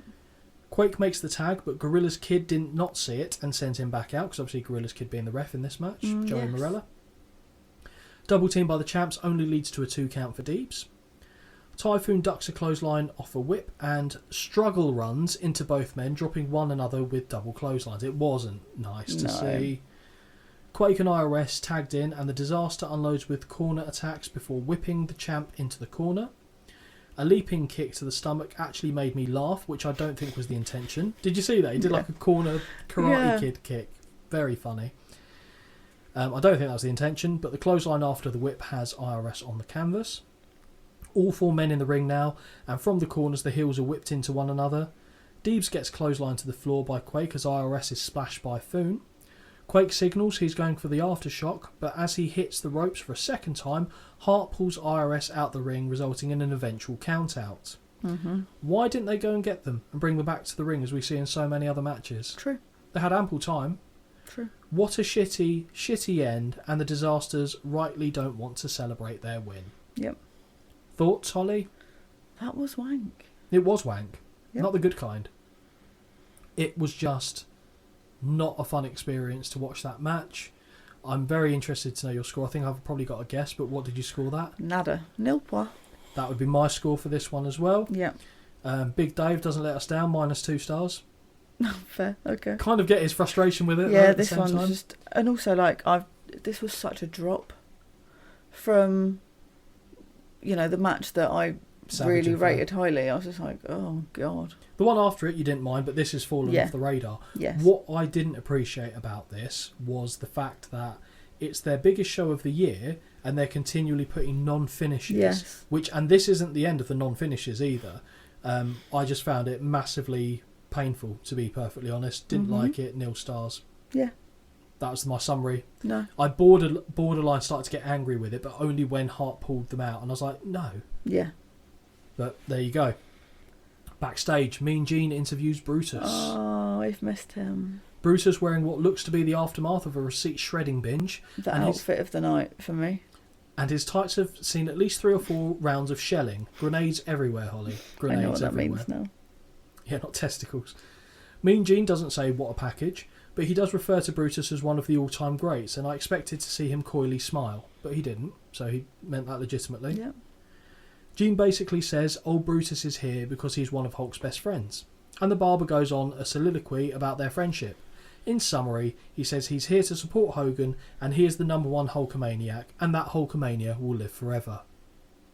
Quite a tame promo, and also he doesn't blink, but he doesn't do it in the same way that he did before, and that's when I really noticed how different his face shape is. Technically now, Holly, we've got the co-main event of the evening. Can you Adam and Eve it? Owen Hart versus Skinner. Sure. What did you think was happening here? I just didn't understand. I just wanted it to be over. Wanted it to be over? The whole thing. The whole thing? Just done. Yeah, because you already hit what you thought was going to be your pick. Yes, I did. You were right. Yes. But there were still 2 matches left to go, and this was one of them. What the hell is this match doing here on the card? Owen Hart, in full neon high-energy gear, does his usual backflip into the ring entrance from this time period, and as he turns around, is immediately greeted by what I can only assume is chewing tobacco spit in the face. Yeah, I guess so. By Steve Kern, who's a trainer at FCW. Okay. Skinner, who would later become a trainer for WWE down the line in Florida, sends Hart face first into the buckles before a big corner whip results in Skinner dropping Hart with a shoulder breaker. Oh, and did I mention they both pretty much got jobber entrances here? Sums it up. Right hands to Owen, who then gets his back stretched via the ropes. Kick to the gut and a reverse DDT, which is something I don't think I've seen in the WWF up to this point, leads to a lazy cover and a 2 count. The crowd don't care about this at all, though, as there is a continual murmur in the background. You know, like a... Yeah. So, no one's bad at having this at all. Headbutts by Skinner, who looks to throw Owen over the top to the floor, but the Rocket holds on and skins the cat, which I guess is something for you. Yeah. Hart with an O'Connor roll on the Alligator Man and gets the count of 3. Yeah. After Owen takes a moment to celebrate, he drop kicks Skinner to the floor. That's it. That's the entirety of this one. Yeah. Have you got any comments? Was my first question. No. I literally was like, this is nothing. This is nothing. And I'm guessing I know your score then on this one. Actually, do you know what? I gave it a 0.5 point. A half star? Purely for the skin account. Wow. Because I had to do something because I was dying of death here. I agree with Dave's score, 0 stars. Yeah, it's not a match, really, no, to be honest. It's a waste of time. It wasn't. It's a shame because all we've seen of Owen Hart in WrestleMania so far hasn't been great. That changes, don't worry. Okay. I'm looking forward to when we get in a couple of shows. Mean Gene is interviewing Sid and Harvey Whippleman. Mean Gene starts to do the hard sell for the second main event of the night, but is swiftly cut off by one of the funniest things I've heard in a promo, that is since the last Sid promo. Shut up, you fat, bald-headed little oaf. Brilliant. Sid says this will be Hulk Hogan's final match and he is the master of the world. Oh, okay. Master of the world. It makes a change from people talking about buildings crumbling and swimming and all that saving shite. Donald Trump, etc. Vince McMahon interviews Hogan. Oh, yeah. Vince asks if this will be Hogan's last match. Hulk says the question makes him sweaty. And this is Terry Bollea being interviewed, really, not Hulk Hogan. This is the person behind it, with the Hulk Hogan facade is down. Hogan says he's the only one who can make the decision on whether this is or not is going to be his last match, and he will not know until he leaves the ring. A clearly, genuinely emotional Vince thanks Hogan for all the memories, and thanks him for Hulkamania. Hogan just says, thank you. I think it was sincere, believe it or not, that. So back to Mean Gene and Sid, who are continuing their interview. Back to Mean Gene we go, and Sid is now laughing to himself before he screams for Gene to once more shut up. And I'm laughing again. Yeah. Justice says he doesn't care about the memories of Hulk Hogan, but he will be the one to end it all. He curses him, in fact, and every Hulkamaniac as he rules the world. Monsoon does the final scene setting as Heenan looks very distracted still about Flair losing, and he asks Gorilla as they cut to the ring, what did you ask me? Because Gorilla looks at him annoyed as if he wasn't partaking. He's like, oh, what? And Holly, now we've arrived. Oh, thank God. The second part of the main event of the evening. Hulk Hogan versus Sid Justice. What was going through your head, Holly, here? I knew how long was left as well because I paused it and I was like, oh, okay. So it wasn't too long? No, it wasn't. And in hindsight, you're probably thankful then for the filler matches that kind of carried us to this point. Yeah. Howard Finkel does not look happy as he has to pass the microphone over to Harvey Whippleman. Correction, Dr. Harvey Whippleman. Yeah. A very wet and shiny Sid makes his way to the ring as Harvey introduces him. Thoughts? So, Dr. Harvey Whippleman is Whipple, whatever his name is the other guy that was in the car accident, wasn't he, with Gorilla's son? He was, yeah, correct. Cool. He's also the only guy that's ever held the Women's World Championship. Yeah. Which is ridiculous. Yeah, it's an upsetting stat, isn't it? Isn't it just? I mean, similar frame in terms of height and stuff, but I don't think that is enough of a qualifier. No. Although in this day and age, who knows? What do you think about Sid? Big man? I like his character. Very good. But I liked him when we watched him in ECW. More of a silent assassin type. Exactly. Don't be the mute. Do you know what I mean? For me, don't talk. And I'm not saying that just because I don't want to hear you talk. I'm just saying for his character, it works better when he doesn't. Yes. More menacing. So you don't want him to shout bogus anymore. No. Love that. So good. Heenan says he is basically a nutcase, and Gorilla says he says it was predetermined. And I'm thinking, oh shit, Sid was shooting on the business. But it was only talking about ending Hulkamania, which was amusing to myself, if no one else. Now this moment is great, as the cameras run down the R-way to what we at the time are led to believe could be the last Hogan match we will see. Hogan standing there, hands on hips, smiling and looking around. It's great. Yep. Really great. Holly, do you notice how much thinner in the face Hogan looked at this point? Yes. Story. Oh. Holly, have you heard of Dr. Zahorian? No. So what you need to know about George Zahorian is that he was assigned by, I believe it was the Pennsylvania Athletic Commission, to attend WWF shows, which was actually at his request, as he was a big fan of pro wrestling and wanted to be around them. Well, it turns out our boy George was prescribing steroids to every Tom, Dick and Harry that wanted them. At his subsequent trial in 1991, it was revealed that Zahorian had supplied steroids to the WWF and their wrestlers, specifically to Vince McMahon's office at Titan Towers. Zahorian was providing steroids to 37 WWF wrestlers and 43 professional wrestlers overall. This would later lead to Vince McMahon himself getting indicted. Hulk Hogan, during his appearance on the Arsenio Hall show in 1991, which was a talk show basically in the States, denied he was a steroid abuser, but admitted to having used them once or twice a number of years ago. When Bret Hart was asked about this during an interview with Kayfabe Commentaries, he said when the locker room heard him say that he didn't use steroids, they all shook their heads and groaned, as there was the feeling that if he just admitted to his recent usage, the situation may have just fizzled out. But because he denied it, and then it later came out that he basically had to say on trial, yes, I did, it just dragged the incident out and turned it into a whole bigger issue than people thought it might have been. Okay. I'm not sure I fully agree with Bret on that one. I think it was going to blow up either way, but he could have saved himself a lot of arse-ache if he just held up his hands in the first incident. Or in the first place. So back to the action, and as Hogan enters the ring, he's immediately pounced upon by Sid with clubbing forearms. Hogan's music is still playing. For a really long time. Yep.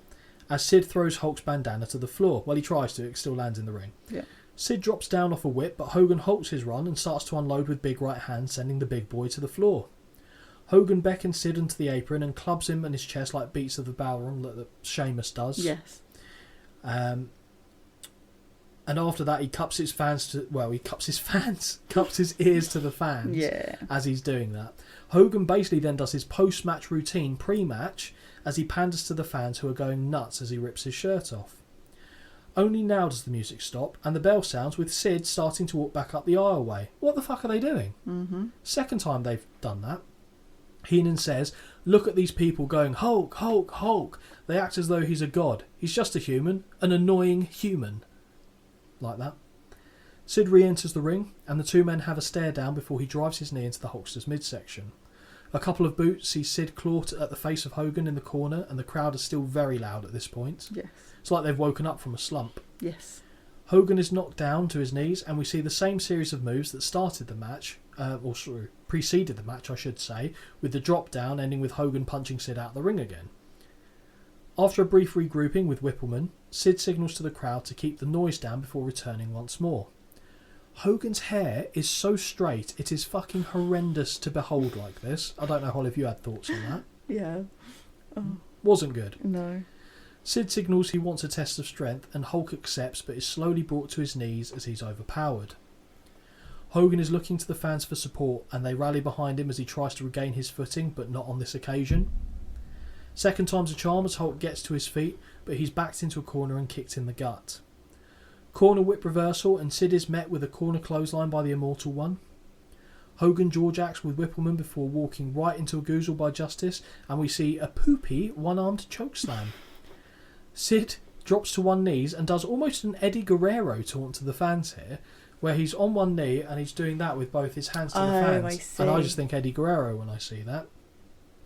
He gets close to the camera and says, we have a saying, do unto a man what he would do unto you, but do it first. Is that a saying? Or is he just spouting things that are completely bogus? Sid continues to club away on Hogan, who is stumbling around the ring in agony. Kick to the ribs sends the Hulkster to the floor. Sid has grabbed Whippleman's doctor's bag and cracks Hulk in the spine with it twice as the ref is distracted by the good doctor. Hogan returns to the ring where Sid applies the ever-dreaded trap hold. Hulk is reaching towards the fans for their support as he slowly wilts to the canvas. Yep. Holly, can you please do the WrestleMania main event honours here? He's asleep. Oh, I'd like to be asleep. He's asleep. Oh, he's awake. His leg twitches and he fires up to his feet before elbowing his way free. Big sidewalk slam by Sid, who now signals that this is over with a slash of his throat. Sid is setting up for the powerbomb after he deals the last rites. Yep. Powerbomb connects, and which surprised me because I forgot this happened. And we get the 1, the 2. No, Hulk kicks out on 2, and now, Holly, we get a WrestleMania Hulk up as the crowd are going fucking nuts. Yes. Sid eats the turnbuckles before getting met with a big boot. Hogan takes the piss as he asks the crowd should he slam Justice, all the while Sid's just trying to pretend that he's still hurt. He of course does, drops the leg, and we get the 1, 2... Wait, Sid's kicked out. Nobody's kicked out from this. Something must have gone wrong. Whippleman is in the ring and Hogan throws him at Sid, who casually catches him and puts him on his feet, and the referees rung the bell. Yeah, I didn't understand that. The finish to the match did not occur as planned. The original plan was for Hogan to hit the leg drop on Justice and for Papa Shango to do a run-in and break up the pin, causing a disqualification. However, Papa Shango either missed or misjudged his cue and was late to getting down to the ring, causing Justice to have to improvise by kicking out of the leg drop, which was a no-no. I see. Do you know who Papa Shango is? Go on. Godfather. Oh my God. Yep. Papa Shango eventually does make his goofy ass to the ring, and he and Sid have Hogan tied up in the ring ropes. Now we hear the Ultimate Warrior's music, and he sprints to the ring. This is the moment you remember. This is the clip I've seen, yeah. As Heenan is losing both his mind and his voice. Warrior clotheslines Shango over the top rope, but gets hit by Justice in the back with a chair as he continues to shake the ropes. A second chair shot is prevented by Hulk Hogan, and Justice gets sent packing. Warrior and Hogan celebrate together as Hogan is announced as the winner by disqualification. Fucking awful match and awful ending to a WrestleMania show. But, Holly, we do hear Gorilla say, this has been a happening, as a pyro display in the ring sends us off. And was this Warrior asked to come back because Hulk was going somewhere? I think that was part of the idea behind it, that bring Warrior back. You've got someone who's ready to replace Hogan, even though they've tried it before and it didn't pan out as they wanted. It's someone to kind of shoehorn into that position. What did you think of this match? I thought it was awful, I'll be honest. Would you score it? 1. That's generous. Warrior gets the point, I'll be honest. Just because I like post-match. Yeah, and I just like that little... The run is right, isn't it? It's brilliant, that's it. Blowing out his arse. Yeah, absolutely. I am going to give it a 0.25, and that is me being generous. Yeah. Because I could have easily given it a nothing. The ending is by far, by a country mile, the worst ending to a WrestleMania we've had. Yes. Also, if Hulk really is going, even if it's just for a little bit, whatever, give him an actual finish. Yeah. Just give him his finish. I think basically that Sid didn't want to job clean to him. So Sid's whole thing when he came into the WWF, as at least his version of events, is that he was being brought in to basically be the new Hogan. Oh. He didn't feel like that was happening and became difficult to work with. And Holly, even though this show had so many more people in attendance than the one that came before it, within a month of this show, Roberts is gone, Sid's gone, Hogan's gone, Piper's gone, all within a month. Wow. Crazy to think. That is crazy. So WWF had to then start redirecting some of their attention. Fortunately, they've got Bret Hart now who's on the rise. They brought Warrior back, although that's not particularly long-lived.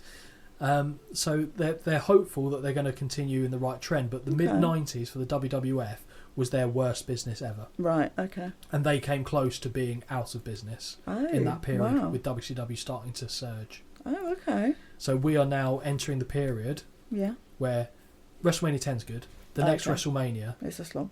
Is awful. Okay. Like, I can't think of... There's one good match I can think of on that card. Okay.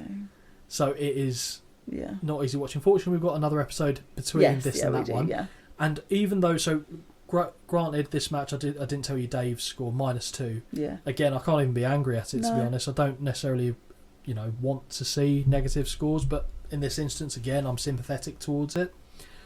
I think, for me, there's a couple really good matches on this. Well, no.